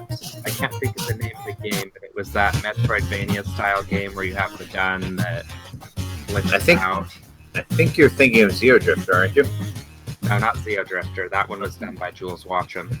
Okay. I wish I could find... Hang on, I'm going to flip through these. Is it... That's not it. I already did that one. So how recently did this come out? Give us that at least. Oh God! Is it a Wii U title? I think it's a Wii U title. It is definitely on 3DS. I believe it was. What I was thinking then. I believe it was on the Wii. The hell is the one I'm looking for? It's not Super Meat Boy, is it? No, and I'm about ready to call this one. Yeah, I'm not sure we're gonna get this. I mean, I'll get it if I name enough indie games, but is it like VVVVVVVVV? No, it is alright. I'll give you the title screen and then I'm calling it. Oh, I've played this. I'm gonna keep making indie games until. Is this what's the name of that game? Is it like Bit Trip something? No, Not a Bit Trip. I have those ones. I don't think it's the same game. I'm really curious to know what it is now because I feel like I've played this. It's All not Axiom Verge, is it? No, are you guessing, Lucas, or are you giving up? No, I'm ready to just hear what it is. It's driving me nuts. Retro City Rampage. Yes, I have played this game. Oh my god! I played like 2 hours of it because I just couldn't get that into it. Yep. Yeah, Retro City Rampage by V-Blank Entertainment. They've actually got a sequel coming out called Shakedown Hawaii. It's basically like Retro City Rampage is basically like an 8-bit GTA clone. Yeah. But it's got a lot more like 80s pop culture references and... See, that was kind of where the game lost me. Like, the Nintendo references were cool. The fact that you can, like, jump on people's heads is cool. But a lot of the references were just a little too, like, old school for my taste. I didn't really get that into it. Yeah. Commander Video is actually in that game.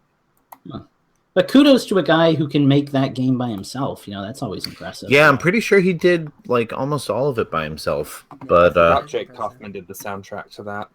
All right, I'm gonna take a quick minute. That was round 4. 5, I thought. 5. Okay, good time for me to take a quick moment to switch my mics over so I don't get static. So, okay.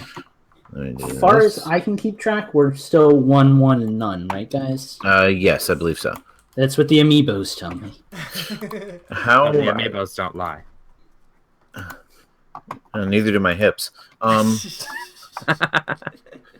How are you using Amiibo to keep track of? What, are you just like stacking them up or something? No, they move forward one space each time.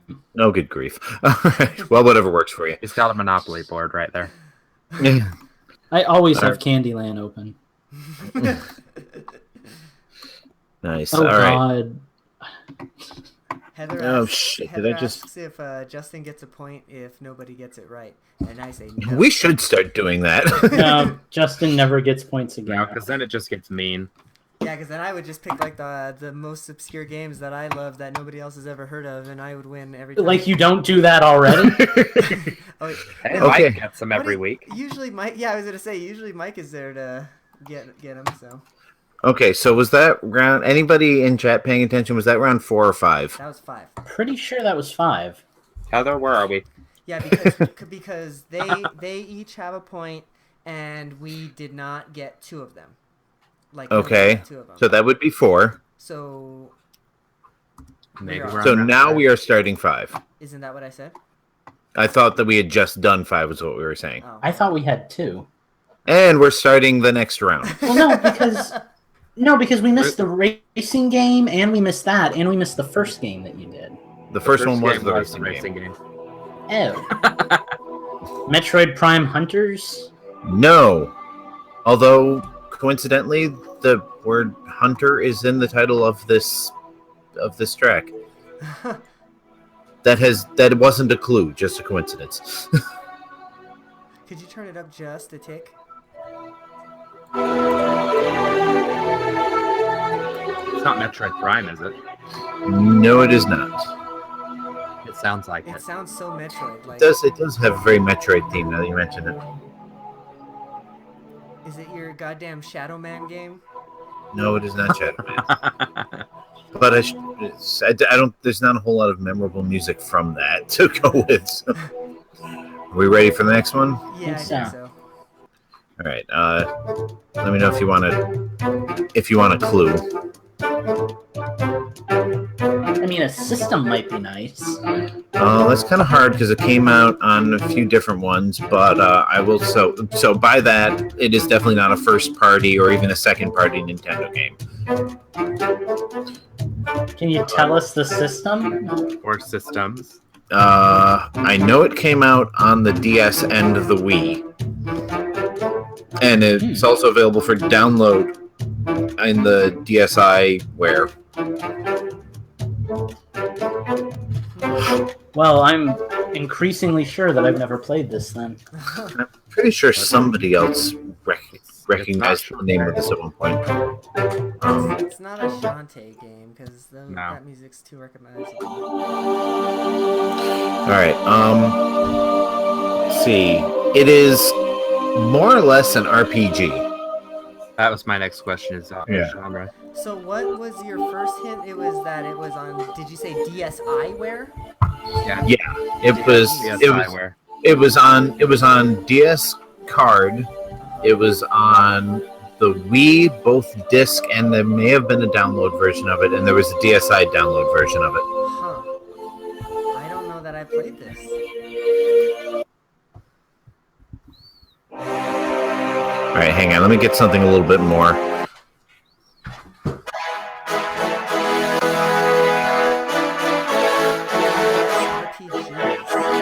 RPGs. Is it that Final Fantasy Crystal Chronicles game that came out on DS and Wii? Here, this is the map screen. So no to Final Fantasy Crystal Chronicles. No to Final Fantasy. It is a spin-off of an old RPG franchise, but not a well-known one. And it actually spun off this spin-off spun off into its own completely separate series. Jesus. There was a sequel on the DS. There was a spin-off on the DS, and I think Wii. And there were versions of this game on almost everything. There was an Xbox Live Arcade version. There was a PSP version, iPhone. It's not a Dragon Quest Monsters game, is it? Nope. I'll give you the title screen, and then I'm calling it. Mm-hmm.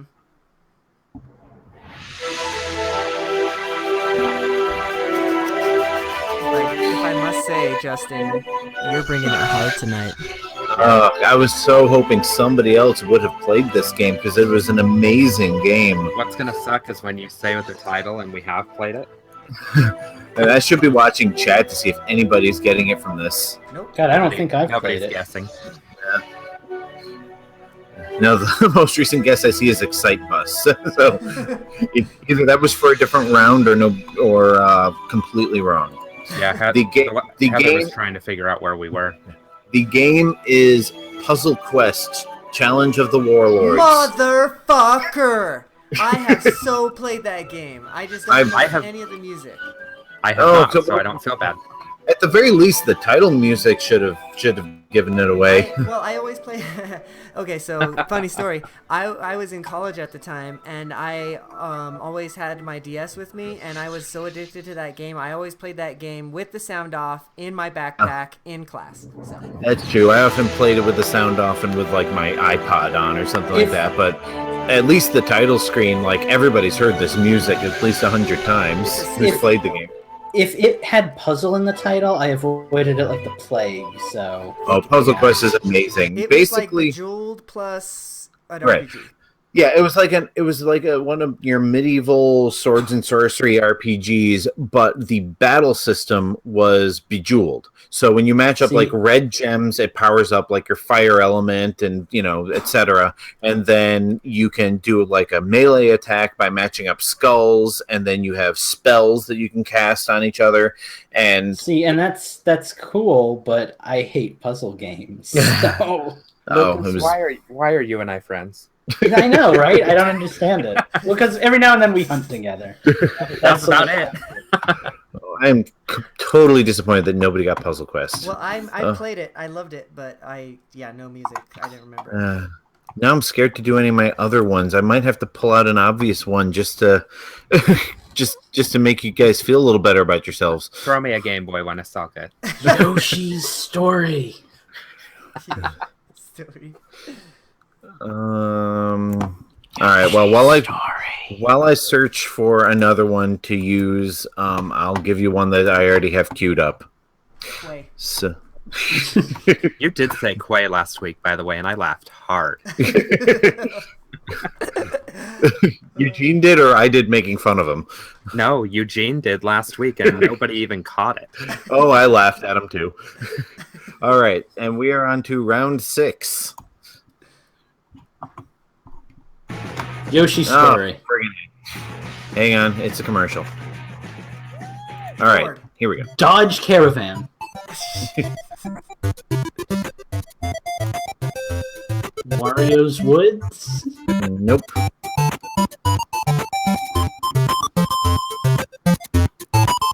Home Improvement. One of these days, one of us is going to pull that out, and you all are going to hate yourselves for not guessing it. I know, right? Is this Nintendo or Game Boy? I have a hard time telling the two apart. Sounds like NES. Yeah. I don't know. The bass sounds a little too Game Boy. That's true. Yeah, that little footstep sound effect they just had. Yeah.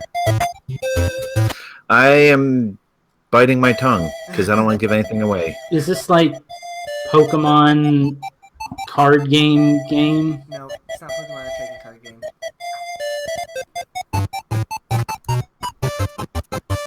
Opaland? All right, I'll give you guys a hint. It has Mario in the title. Mario Pinball Land. Nope. No, that was Game Boy Advance. Mario is missing? It is definitely older than Pinball Land or Game Boy Advance. This is not a retro soundtrack. This is what it actually sounded like back then. Mario Golf? You are bouncing around the right vicinity. Mario Tennis. Mario Splat. Okay. All right. You have said something that is close, but you need to get a little more specific. Oh god, Mario, that little mini tennis game, Ping Pong, Mario Ping Pong, Mario Mario Football. Mario Baseball, Mario Tennis Deluxe, Mario Tetris and Tennis Tag Team Action. All right. Mario Crochet. Thank you, Heather. Mario Crochet. Is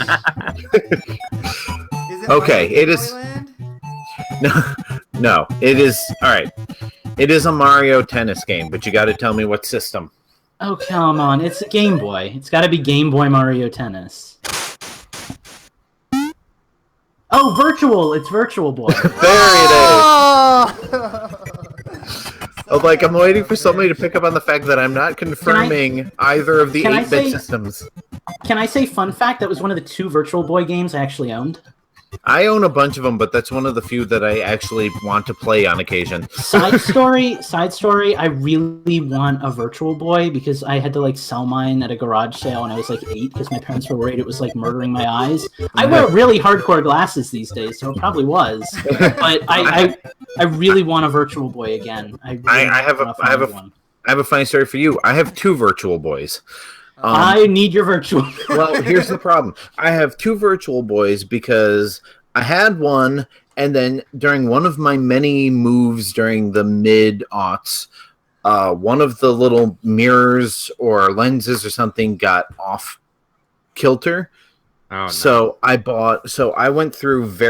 basically went through various different resources, stores and online shops and everything, basically piece by piece, replacing every component of the Virtual Boy until I finally came to the realization that this is not a piece of it that is not working. It is the actual unit that is not working. So I think the only thing I don't have 2 of is the headset unit.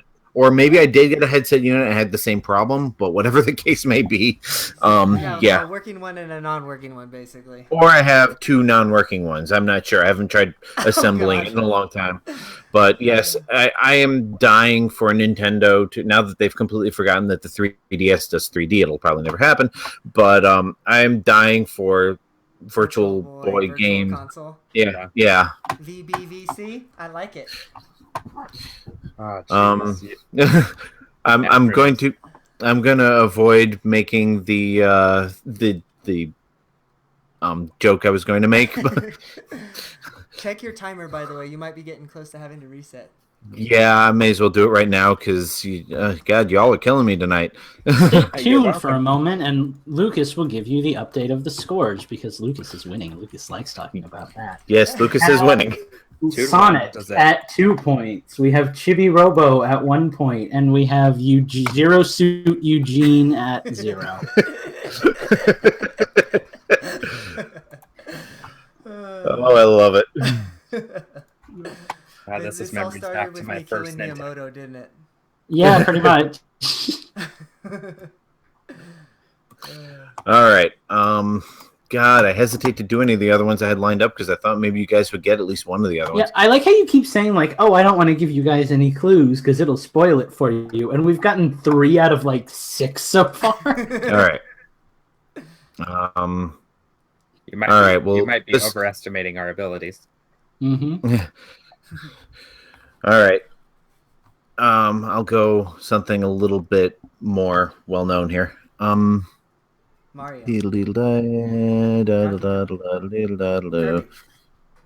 Shut up.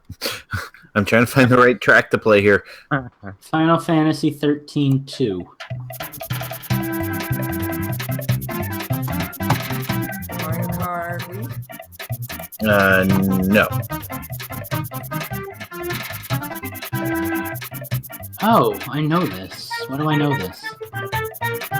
Oh. This isn't Mario Sunshine, is it? Oh, It Eugene is. gets on the board. It is. Nice. I was able to recognize the tune, but I couldn't recognize the game. See, Yeah, I know- I thought for some reason it was the Pianta Plaza Mario Kart track, and I was like, wait, is it just fucking Sunshine?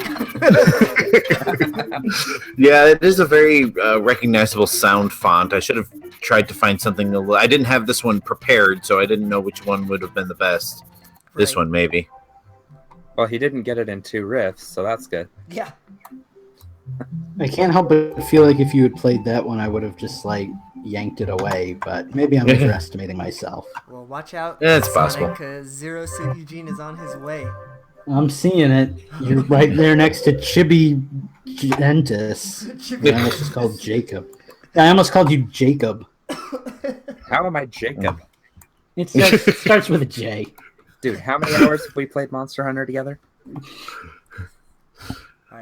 Too many. All right, let's see here. Not enough, my friend. Not enough. This is round 7, correct? 8? I think this is round 8. 8, yeah. 8. Heather will let us know after the delay in the chat. Star Fox Adventures? Nope. Wait, shut up. I know this game.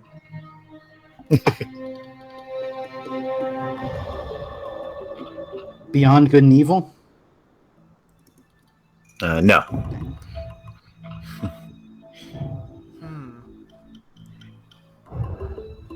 Should I give... Country Returns. Donkey Kong Country 1? Tropical Freeze. Donkey Kong Country. Donkey Kong Country 2. Donkey Kong Country 3. Which one of them is it? All right, so I'm just going to play the next track now. Damn. It is not Donkey Kong. Figured that one out for yourself, did you? I did, thanks. I'm hoping that there isn't a leitmotif that gives this away, but... Might I request that everybody let us listen to the music? No. And by everybody, I mean Justin and Eugene. All right. Let me know when you're ready for a clue. James Bond, 007, GoldenEye. Holy shit. Did I get it? You got it. Oh my god, oh my god, oh my This god. is oh my god, oh my GoldenEye? god. I never played that game. This is not the Activision Wii remake of GoldenEye. Oh, that's Oh my bullshit. god. Son of a bitch. I was like, this sounds like spy music. What's a spy? Heather may be 3 weeks in a row predicting the winner. I know. I need Heather to be my best friend.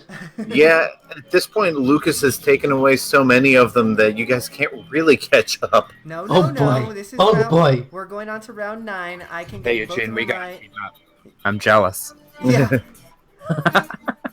Either I get both of them right, or didn't Steve you gets win both last of them week? right. And we're tied. No, I didn't win All last right. week. It was I'm actually won glad last somebody got that one. I like how Eugene just like totally shut down Gentis there. Somebody won last week. I don't know, someone who's not very memorable. No, I said it was Steve. I just didn't say Gentis. I said his real name. All right. The man of many names. This might give us a commercial because I haven't clicked on the playlist yet, but let's see. Here we go.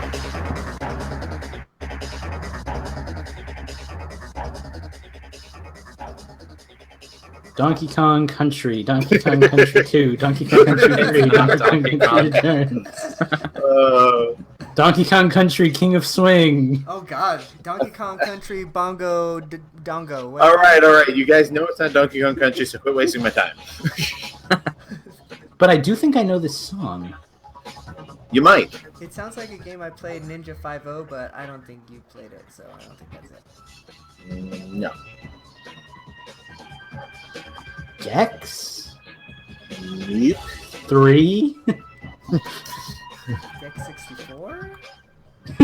Gex 2? Do we want another track, possibly? We do want another track. Okay. We actually just want Nintendo's to be over, so we can win. Oh yeah. Get ready to get funky. Alright, should I start doling out the hints here? It wouldn't be Time Splitters 2, would it? It is not Time Splitters 2, although that's not a bad guess. Damn well better not. Completely It's not wrong. Sonic. It's not Sonic, like, where they're on hoverboards, is it? I don't even know what that is, so I'm going to go with Sonic no. Riders. That's it. Alright, so is that a no on the hint? Give me the hints. It's a yes on the hint.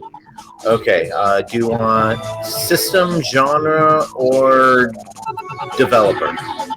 System. Okay, the system is Nintendo 64. Oh. Actually, I don't know who the developer is, so I'll just give you a piece of trivia. Okay, I like Okay. trivia. You want it now? Yeah. Yes. All right, let me put on another track here. All right, this is a port of a PlayStation game.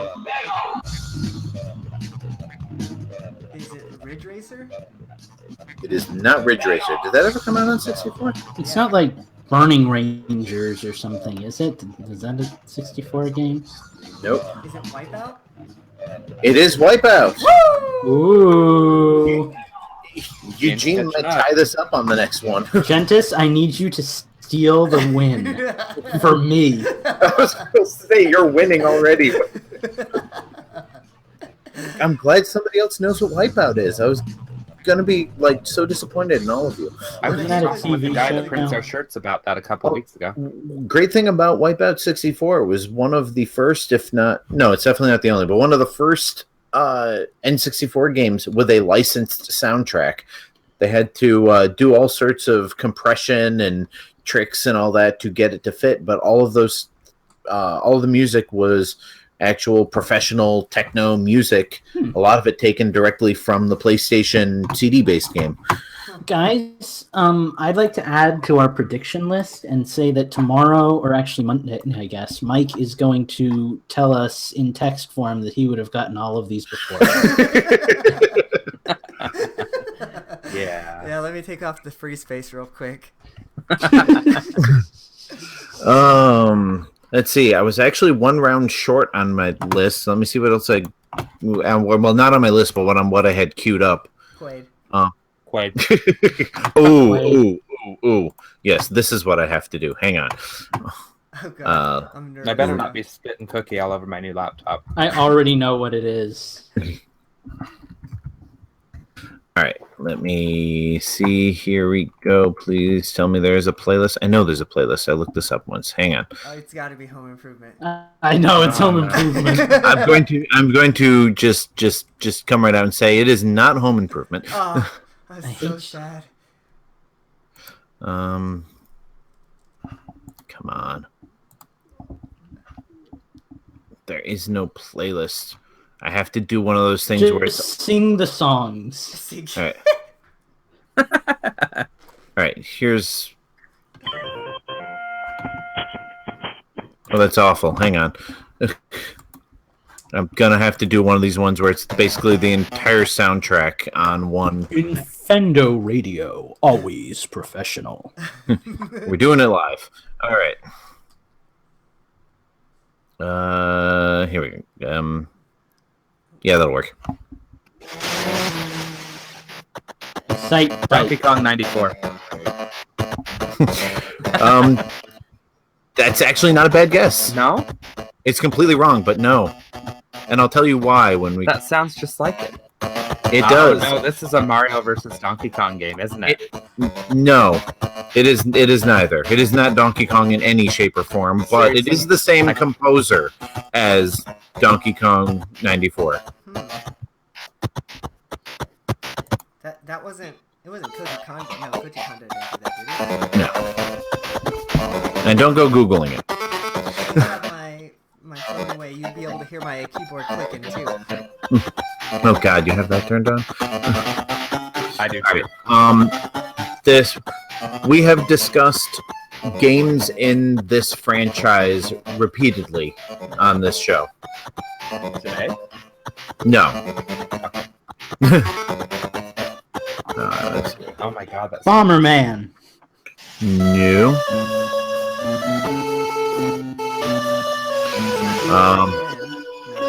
Nope, it is a Nintendo franchise. Started out, as you can tell, on the Game Boy. Tetris something? Also had Tetris Attack? also had entries on the GameCube and N64.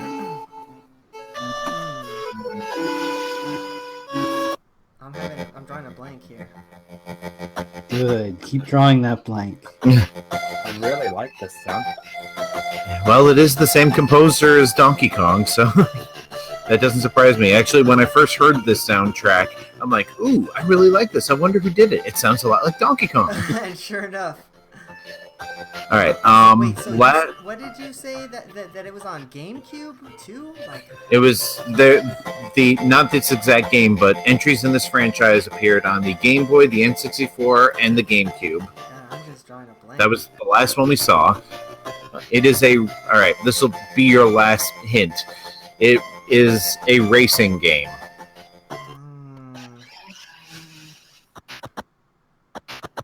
I'm gonna need another track. Do you have another track for us? I think I'm running out.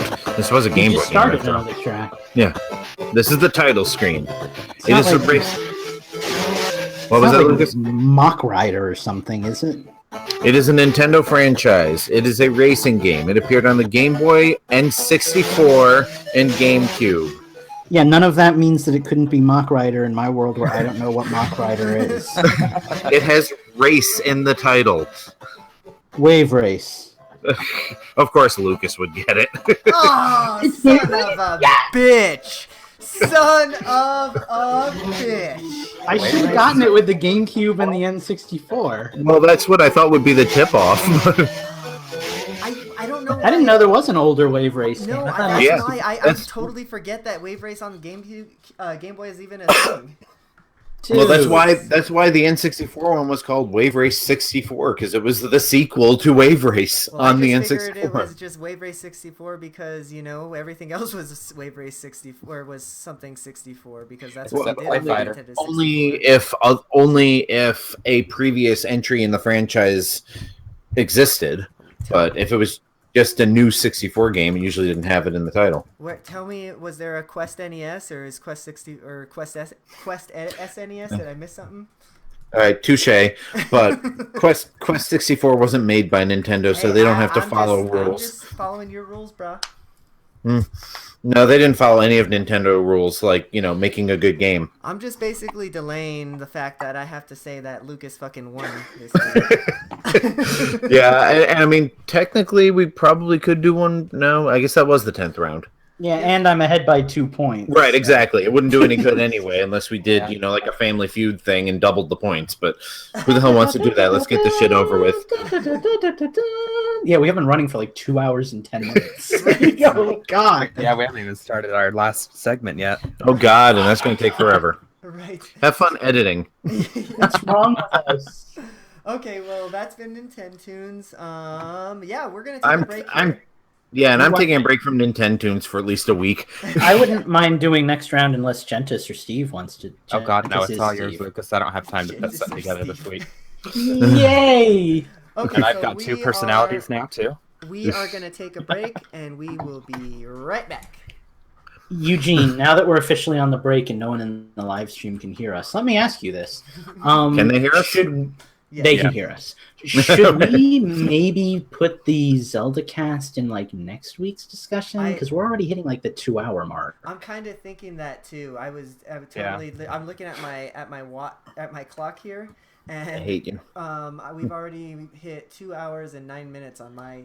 Yeah, I mean, these fools don't want to listen to us chat about Zelda for another 45 Because minutes. literally, right? that's how long it's going to take for us to do this spoiler cast. So, Yeah, so maybe we should we just change almost- the system and then wrap it up. okay. Yeah. So, Maybe next week we don't do Nintendo Tunes and just do news and then cast Zelda instead. chat. Sure. Yeah. That would work. Or- Way to just rob me of my Nintendo. I- tunes. Well, I'm sorry, but that'll give you another week to prepare. And That's fine. Yeah, and let's face it, Nintendo Tunes can either go really quick or take forever. So That's also true. Sure.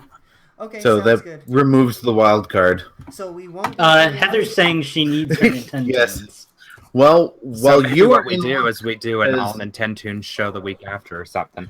That's Or- kinda cool. I think that offer. I think that what we do, guys, is because Nintendo Tunes is kind of our key, our key show, our key feature on the show. So I think we do Nintendo Tunes, we do Zelda, and then if we have time, we quay up some news, and we get to it. He's we get doing it to on purpose now. And if we don't, we don't. That sounds fair. Well, and let's face it, this close to E3, there's not going to be a whole lot of news unless it's a leak. Yeah, exactly. That's kind of why I figured we'd do an E3 deal this week. Because can I just say, guys, 5 seconds to figure this out via voice and like 3 hours to do this in a group chat. Sure, right? At least. All right, so depending on who's chatting on the group chat. At Heather, turn that frowny emoticon upside down to con. I had to remember that it's not. I had to remember it's not an emoji because we are doing Nintendo's next week. We're just going to skip all the boring news that nobody cares about anyway. So, which we did this week too. So yeah. Oh, I like that, by the way, Steve. We listened to the listener. Yeah. I stole that. By the way, Lucas, I hate you for taking Zelda away from me this week. We should have just canceled Nintendo's this week and gone straight into Zelda. Nah, I'm with Heather. I need my Nintendo's. When I get on the show, I'm like, I'm going to kick those guys' asses. You're not going to win next week. She's going to pick someone else. Okay, well then let's get... Whenever I host, the underdogs win. Let's get on with the show before we go on until tomorrow for you guys on the East Coast.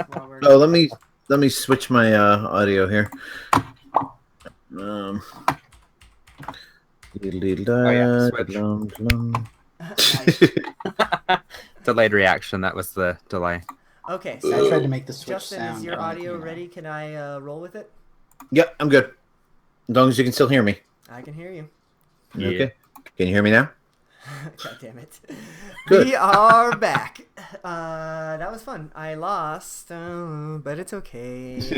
Lucas can have the W. The worst part was you lost a lot of the ones that you should have won. I know. I'm very upset about that. And I won like one of them by complete chance. And yet you got 2 of them last week that nobody ever should have gotten. Right. But so I don't know if we talked about it on the show beforehand or if I edited it out. But we were going to do Zelda Spoiler Cast, but we're already running long. So instead we're just going to run with a change the system, and we're going to forego all Zelda talk until next week. So has anybody been playing anything other than Zelda that they want to talk about? Luke, actually, I want to start with you, Steve, because you've been playing a game that I have already gotten a chance to play, and I want to hear how it plays on the Switch. Here comes Thumper. Yeah. So I had heard about Thumper originally on another podcast called P.S. I Love You XOXO, which coincidentally had its last episode yesterday. Sad to see him. And then I heard about it from Eugene, and I'm like, can't think of a snide comment quickly enough. I'm like, okay, so 2 podcasters that I value their opinion have both said this is good. So I went ahead and bought Thumper, and it plays really well. Yeah. I had no idea what to expect going into it because I had never seen a video for it. Didn't watch anything on it. Didn't really look at any screenshots on it. I just knew it had a giant disembodied floating head. Oh God, sorry. From what everyone said. Max. That was random. And a jump scare. Sorry about that. For a second, I thought somebody was actually doing an impression of a dog. No, that was my dog. Anyways. Your dog doesn't like me talking about disembodied floating heads, does he? So yeah, I had no idea what to expect going into it. And like Eugene says, you really cannot know what this game is about until you either watch a video for it or play it. Or until you play it. Like if I just tried to describe it to you, it's going to make no sense. It would make you sound crazy, like a crazy person. The eShop description was really weird because I checked it out after Eugene was talking about it, and it's like arcade movement horror adventure game, and I'm like, what? I'll pull it up and we'll do a dramatic reading of the eShop thing real quick. Now, before we start reading, is this Switch only or is this Wii U 3DS? No, it's Switch and VR basically at this point. Switch VR. Okay. It's I think actually, Justin, it might be on the PS3. I don't know about that 100%. You might want to give it a look. And it's definitely on Steam, but I don't know if there's a Mac version. Okay. Okay, here it is. Oh wow, I forgot how good this is. Thumper is rhythm violence, classic rhythm action, blistering speed, brutal physicality. You are a space beetle, brave the hellish void, and confront a maniacal giant head from the future. Yeah, that turned me like right off. I was like, this could be good, and then I was like, I'm okay. It sounds like the description of an NES game. And the picture right above it really doesn't help because it shows the head. Yeah. It's really good. It plays really smooth. Well, okay, let me jump in here and give my 2 cents. Yeah, go ahead. And I want to let you continue from here. Because, so I played it in VR and outside of VR. And what I was worried about it, and what I have a question for you about, is that it plays like so smooth, and you have to have it to play smooth, like 60 frames or nothing. Does it play like that? Do frames drop at all in the Switch version? Frames do not drop at all. Great. Okay, cool. So it's a solid 60 frames a second, which makes sense because visually there's not much to it. I mean, it's a ribbon, and you've got beats that you have to hit to shoot back at the giant floating head. And then, you've got a few things you can see at the end of the ribbon. But that's, since there's so little on the screen, I think is why it performs so well. It looks great. It plays 1080p 60 frames a second on the TV, which is the only way I've played it at the moment. But it's smooth. The only thing that I had a hard time with at first is there's no real introduction, and it's fast. Yeah. Before I even really knew what the hell was going on, I was on probably the 4th or 5th level. Can I ask a question about it, since I haven't been able to play it at all? It's fairly expensive. It's a $20 game, if I remember right, on the eShop, unless I'm overhiking that. Is there a lot to do in the game? Like, I know you're not going to be like running around a world like in a Zelda game, but like, are there a lot of levels, or is it a long game, or like, is it worth the $20? I guess. I don't know how many levels there are, Eugene. Can you help me out on that one? I'm gonna have to look it up here. Okay. But yeah, it just seems like the price tag seems. The price tag seems kind of heavy for a game that A, is very unusual, and B, is like, I don't know, it just seems like the kind of game that might not have a lot of content to it. I mean, like, if it's as long as like Bit Trip Runner or something, then I can understand it, but I don't really know. With what I've seen, it's probably easily as long as Bit Trip Runner, if not a little bit longer. Okay. So, as far as levels for your money, it's probably fine. I think it features a leaderboard, if I'm not mistaken. I'm going to check that real fast. But the big thing that's going to keep you playing this game is if you're one of those people that has to get 3 stars on everything or an S rank. So you. Yeah. So I will be playing this for a long time.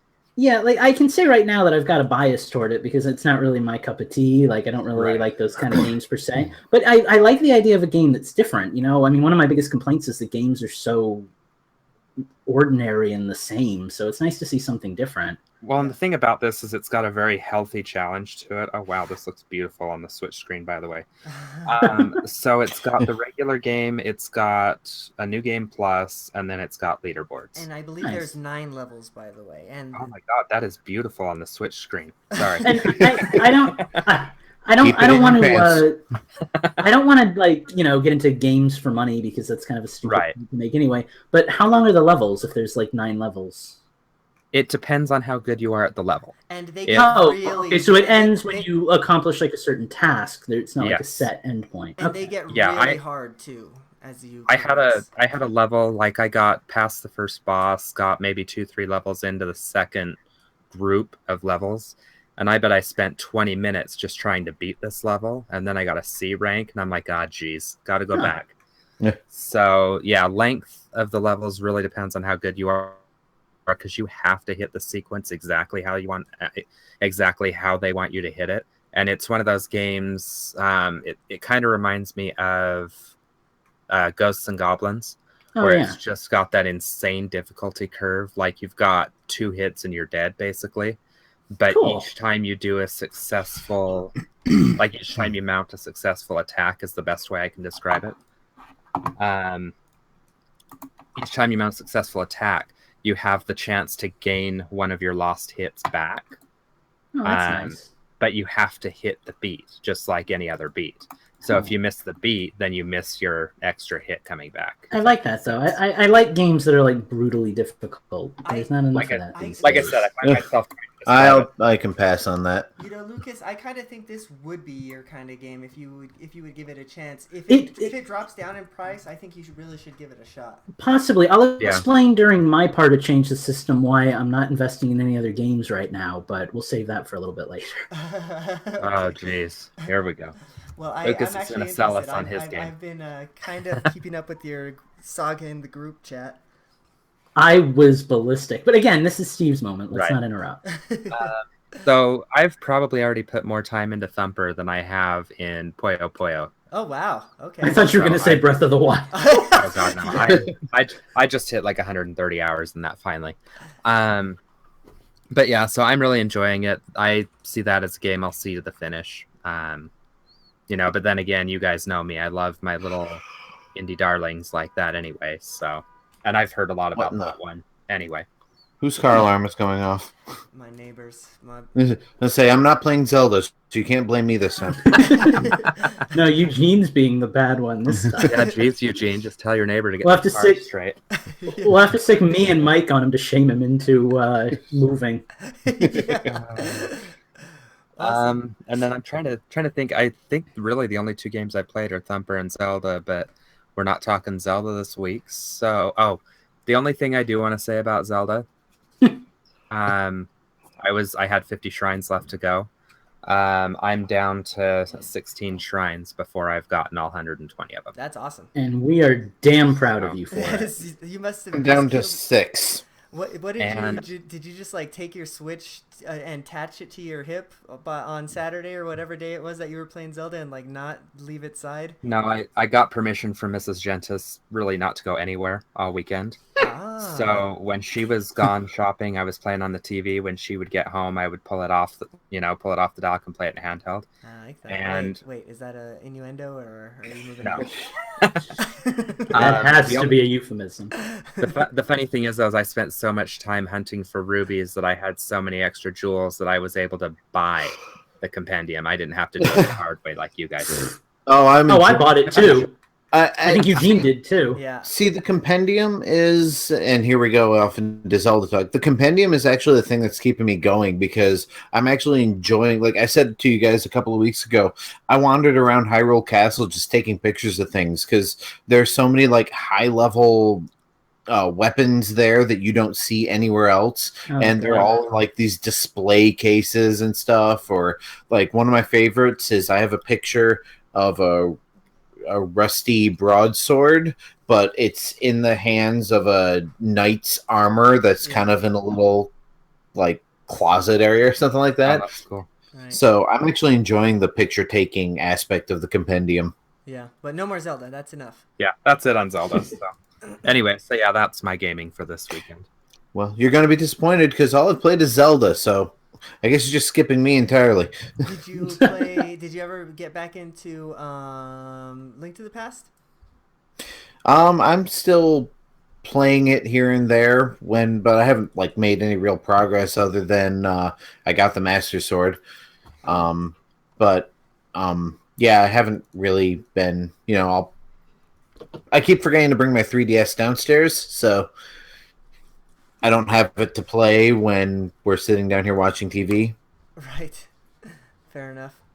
Well, do you have anything real quick that you did want to talk about Zelda? Because I know you finally beat the game, but I know we're going to have our Zelda talk next week, but is there anything you did want to hit last minute? Pretty much the only things. I mean, I can't remember whether I had beaten the game before the last episode we did. No, you okay, so I did beat the game. I beat Ganon and all that. And I am now on my way to getting the last of the shrines. Like I said, I have 6 or 7 left. I am kind of cheating. I do have a map that I'm kind of, just kind of skipping around to the ones that I've missed, but I'm not looking up how to do them or how to reveal them or anything like that. I'm just going to their locations and being like, okay, now what? Right. That's exactly how I'm doing it too. Which brought me to the infamous Blood Moon Shrine, which I have yet to unlock. I So just toughed it out, and we watched That- like a whole, I think like 2 episodes of Better Call Saul or something like that while I was waiting for the goddamn blood moon. But it finally happened. well, I finished I'm taking. that while I was at KFC, and I think it only took me like 3 weeks worth of moons. God. See, I'm taking Lucas's advice and just going, massacring every enemy I see. I I'm cleared telling you. out. I cleared out Eventide Island. I've cleared out Hyrule Castle Town. I'm working my way around all the. Usually, right after I clear out all the Guardians, I'll get Blood Moon just because the game's like, no, we need these. but I haven't gotten one yet, but I'm probably going to get one soon. I really don't want to have to go back to massacring Lionels, but I will if I have to, because it needs to be done. Yeah, fair enough. Okay, well, Lucas, why don't you hit it up with some of the games you've been playing this week then? I've actually got stuff to talk about this week, so I'm excited for Yay. this. Okay, first and foremost, and I know that Mike needed me to do this too. Bomberman R. I've been playing Super Bomberman R. And I'm not just saying that to annoy you guys, because for the last week all I've done is post Bomberman R spam, and we'll continue to do it. But I really like this game, and Mike really likes it. We think he's on the take. Well, this was like the game that I wanted to get for multiplayer, and it was also the first Switch game that I downloaded because I had Zelda and I got Bomberman R, and I think it was the first Switch game I actually played. But it's a fun game. I mean, it's an arcade game, and that's not everybody's forte, but we're having a blast with it. Last night we that wasn't a pun, but okay. That was good. But last night we decided that we wanted to start earning actual prizes in the game, and they make it impossibly hard to do that when you're just playing like a friendly match. So Mike had the idea of going into the league match, which is like a rated system, and just randomly seeing if we could get hooked up. There are so few people playing the game that we got hooked up like every time, and it was beautiful. So we just spammed that and got a bunch of free stuff and had a lot of fun. Other than Bomberman, I did finally get a Japanese account, which means I got to try that colorful platform ground pound game that I don't know the name of. But if you have a Japanese account, you can see it and not know the name of it either. Downside to that is that it's really bare bones. They're still updating it, which I think is a ridiculous practice, but they're still putting basic features in it right now. And in addition to that, we can't get online to play together because I think it's sending our signal all the way to Japan. So every time we tried to play, we'd get like a 2-second match and a connection error. Great. So that game isn't really worth your time and money. What is worth your time, if not your money, is the game I'm playing right now, which is the demo of Dragon Quest Heroes 1 and 2 for the Nintendo Switch. Mm-hmm. Oh my god, I fell in love with this game. I went on the eShop and I looked around and I was like, there's nothing on the Japanese eShop that's interesting. I went to the very bottom and this game was there and I was like, oh, there's a demo, let's try it. I used to play Dragon Warrior Monsters, which is now Dragon Quest Monsters, all the time as a kid on the Game Boy. I loved it. So even though I don't know any of the main characters from Dragon Quest, I've only played 1 or 2 Dragon Quest games. I know all the monsters, and I really remember loving all these monsters. Mm-hmm. I get into this game, and it's like Hyrule Warriors, but a big open area and just Dragon Quest monsters bouncing all around that you can kill. Just tons, hundreds of slimes, and oh god, it's so beautiful. So I want this game. Now the downside is that it costs 9,500 yen, which is $90 freaking in the US. Yeah. So I really want to get this game. Do we know if that one's coming stateside? I don't believe it is. Yeah, I googled it. Yeah, I googled it, and I remembered that Dragon Quest is infamously more popular in Japan than it is in the States. So I think this is one we're going to miss. Unfortunately, it's pretty text heavy because it's kind of like a big open world RPG. Right. But this is the next game that I'm going to have to get. Did you say you're a Dragon Quest aficionado, which is why you're so excited for that? No. He said that he liked the monster game on the Game Boy, which I didn't even know was a thing. And I googled while I never really played Dragon Quest. I played the monster games because they're kind of they're actually more like Yokai Watch than any other. Well, again, Well, it's the same kind of thing, but like Yokai Watch has more parallels. But yeah, it's a monster catching game. Okay. But I recognize 1 out of the 4 characters because I've played like Dragon Quest VI that are in the demo. But I do recognize a couple of them. I think even Terry from the main game came back in one of the games and he's in it. But none of you care about that, so we won't get into that.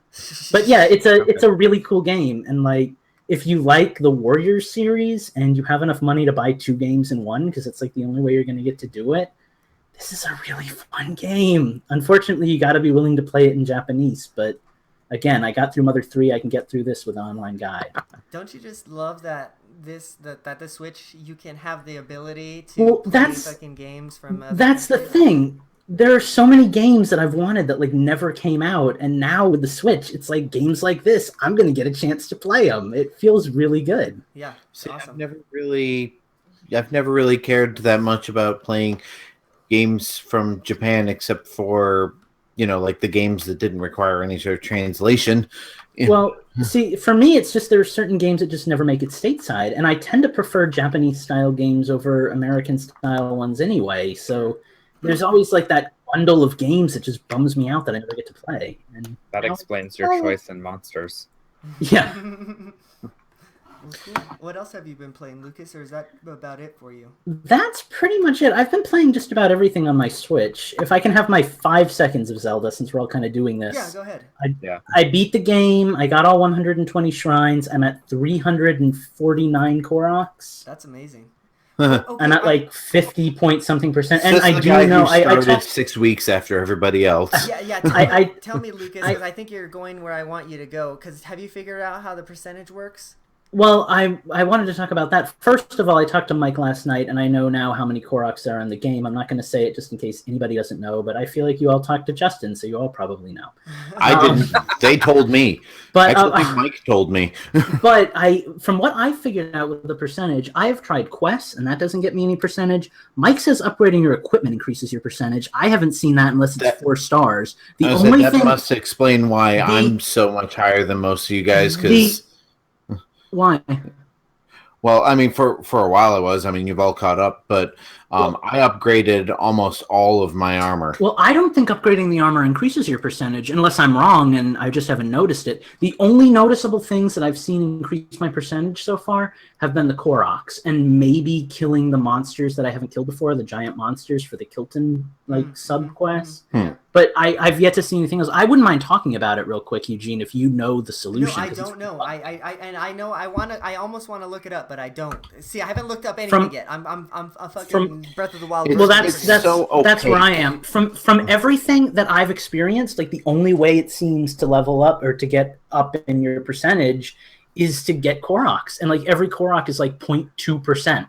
So like. I don't know. I mean, I know I have we all know how many Koroks there are. Can I just talk about it? Yeah, go ahead. Okay, so I'm at like 350, and there's 900 of them. So I have a long way to go. I'm trying to calculate if that's going to be enough to complete. 100%, yeah. Right. I was trying to do the math on that and trying to figure out like what, in order to accommodate all of the major stuff in the game, what percentage would a Korok have to be with that many of them? And I finally gave up on it. What were you going to say, Steve?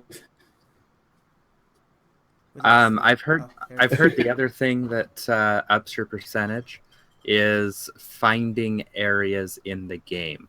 Oh yeah, so, when you walk into an area, it puts the name of it on the map. And guys, I was wrong. There is another thing. I've just already got it done. The compendium actually increases your percentage too. Yeah. Oh, good. So we've got the compendium, we've got finding areas, and we've got Koroks. Those are the only 3 things I've noticed. Is that why you were farming dragon parts to get money to buy the compendium? No, I was farming dragon parts to. I had the compendium bought a long time ago. I was farming dragon parts to upgrade my of the wild gear. Because every. Go ahead. I was just gonna say, like every upgrade takes like 2 different parts of a particular monster. So like the hat is all like Nairu parts. The shirt is all furore parts, like that kind of stuff. So I've been farming dragons like crazy. Yeah. But now I need other things that are ridiculous. Like at first it was just acorns. Now I need like those rare energetic golden beetles, and like oh geez, yeah, the beetles are so hard to find, and I had one of those energetic beetles, and I gave it to Beetle because I thought these things are these things are useless. I don't make and if you refuse to give him the beetle, he threatens to go into your inventory and steal it, and then he says like this little line about how he's going to hire somebody to do it for him. Like it's glorious. I'm not sure whether you're joking or not, because this seems. I'm not joking. That seems so out of character for Beetle. Well, I actually like it because Beetle always has a dark side. In every game, he gets mad. Do you remember Skyward Sword when he would dump you out of his air? Oh right, I forgot about that. Yeah, and have you? That's going to be the next Zelda game. Let's get out of the Zelda talk real quick, but let's talk to end it with Beetle.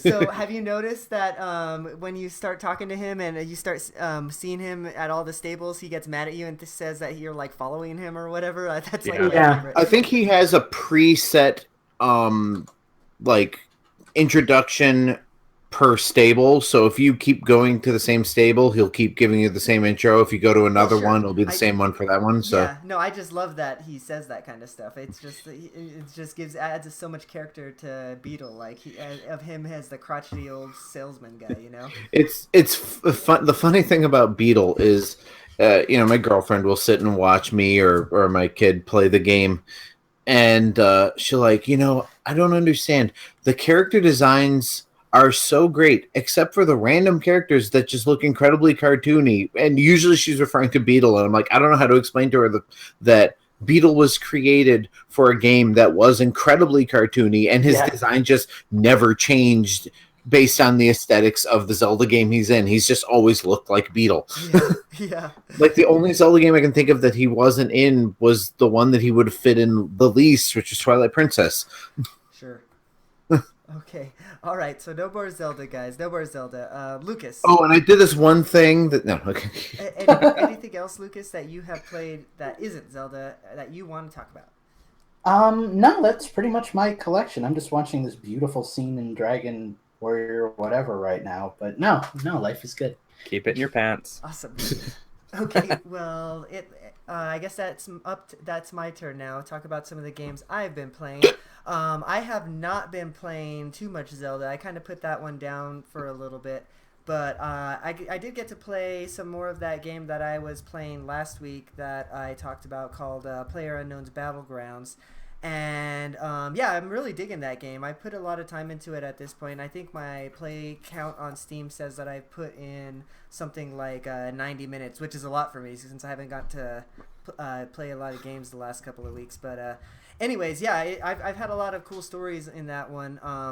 For those of you who didn't listen or don't remember, that's the game where you're in a plane and you parachute out of the plane, and then you basically try to be the last person alive, like Hunger Games style.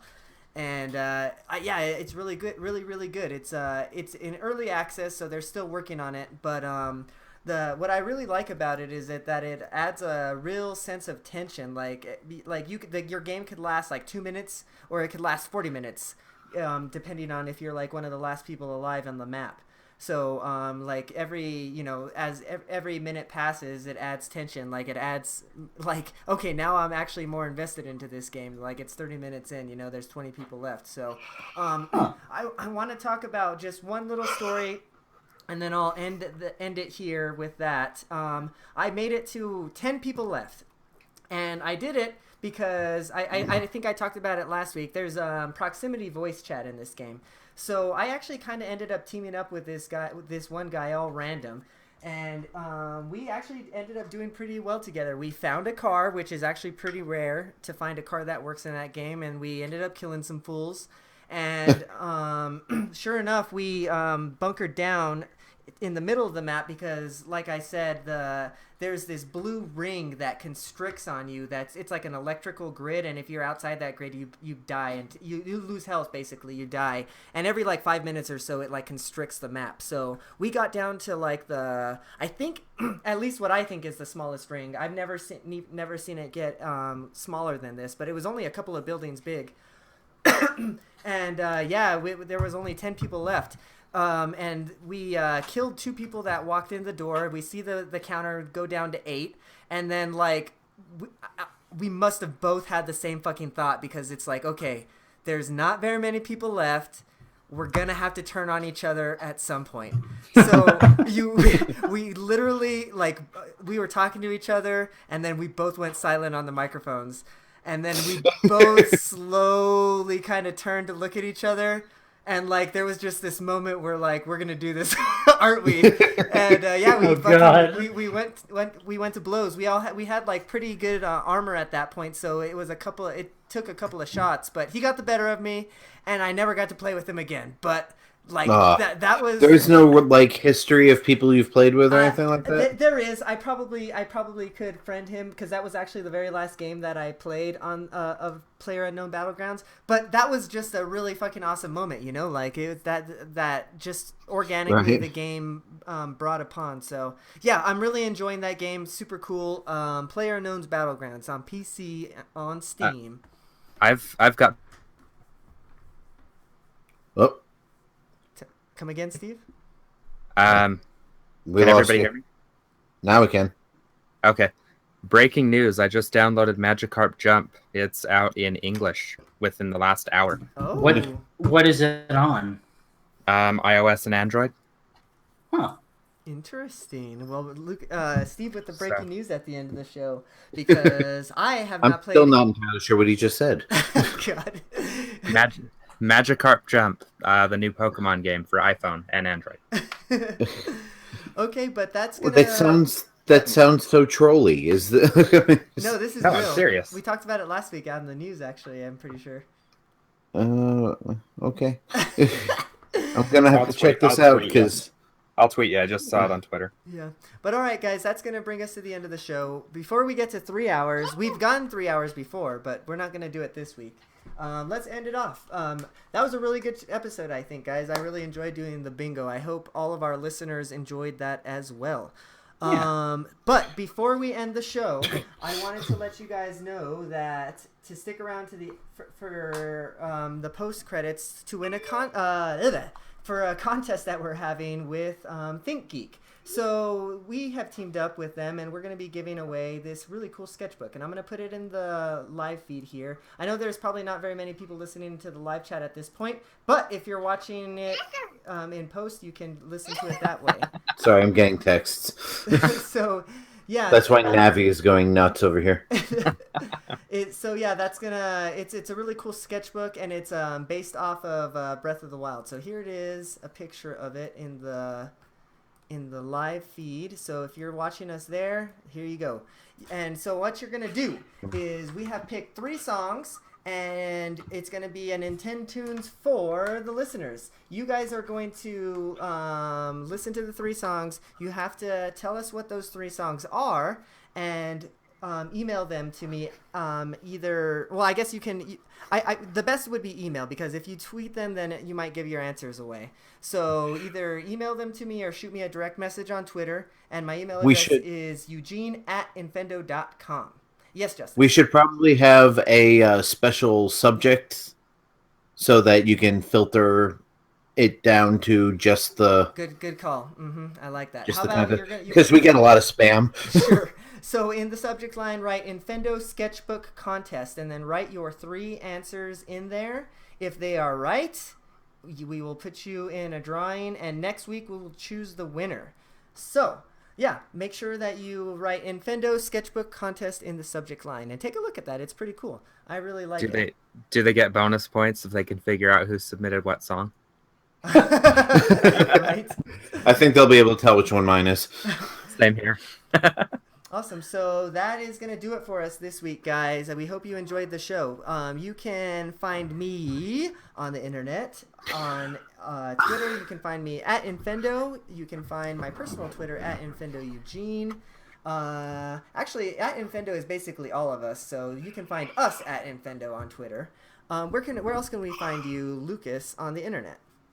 You can find me at Mike_DA_parrot at Twitter. I'm really wishing I had a simpler name, but that's what I've been given, so gonna run with it. That's pretty much it. YouTube is still Pokemon Trainer Verdant. I feel like I kind of want to remix this week's show, so maybe there'll be some new content now. That's about it, though. Awesome. I love how your Twitter handle doesn't make any sense when Mike isn't here to lead into the punchline. Oh yeah, no, it is entirely dependent on another person, and yet that's some of the magic. Right. Right, you can find me. Oh, there you go, Justin. I was just about to say it. Hit it. You can find me at Infendo Justin. I am Master Claw on just about everything else. And yeah, guess that's it. Find me, don't find me, whatever. Nice. What about you, Steve? Where can we find you on the internet? I am at Gentis1 on Twitter, and I will be doing a pinned tweet that has all of my friend codes and all that crap, since Nintendo can't make this easy on us. Yeah. All right. Well, that's it, guys. We almost hit the 3-hour mark, but we're going to edit it down to not that. So thank you for joining us on Infendo Radio. Thank you for joining us in the live chat. We had quite the turnout this week. Thank you, Lewis. Thank you, Heather. Thank you. Who else did we have in there? We had Mike kind of popped in to listen, but he didn't pop in the chat. Thank you, everybody. Yeah, I was going to say, it's mostly Heather as I'm scanning up through all the messages. Rose of Death. Rose of Death was in there this week. So yeah, and I knew there was at least one other person I talked to. If you guys want to jump in and join the live chat, you can do that next week. Join in at around 6:30, 7 o'clock Mountain, I guess 9 o'clock Eastern. Guys, let's do it. Let's get out of here. We'll see you guys next week. Yeah. Have a good night. Bye. Good night. Or a good day, depending on when you choose to listen to this. And in case I don't see you, good afternoon, good evening, and good night. And don't forget to stick around for the songs at the end of the show and enter into the Infendo contest. Bye! And now for the songs at the end of the show and the Infendo contest. This is Eugene, the Magic Man. I forget your last name. With... Just don't say the songs, because I think we're still streaming. With the theme to Super Metroid. Oh, and I have to change mine. Superman 54. So are you going to start playing them soon, or are we just going to like cut out and whatnot? No, he's going to add them. I'm going to have to add it in post. It's not going to be on the actual live stream. Too bad. I wanted to hear what Justin chose. I think did we decide on one of them, or is we still between two different ones? I mean, Justin, just put it in the group chat what you put. Okay, let's see. I think I texted them to you, right, Eugene? Yes, you did. I'm gonna end the live stream, so say goodbye to our live listeners if we have any. Goodbye, live listeners. And goodbye, live listeners. I don't think we have any left, but I'm gonna end my recording because it's already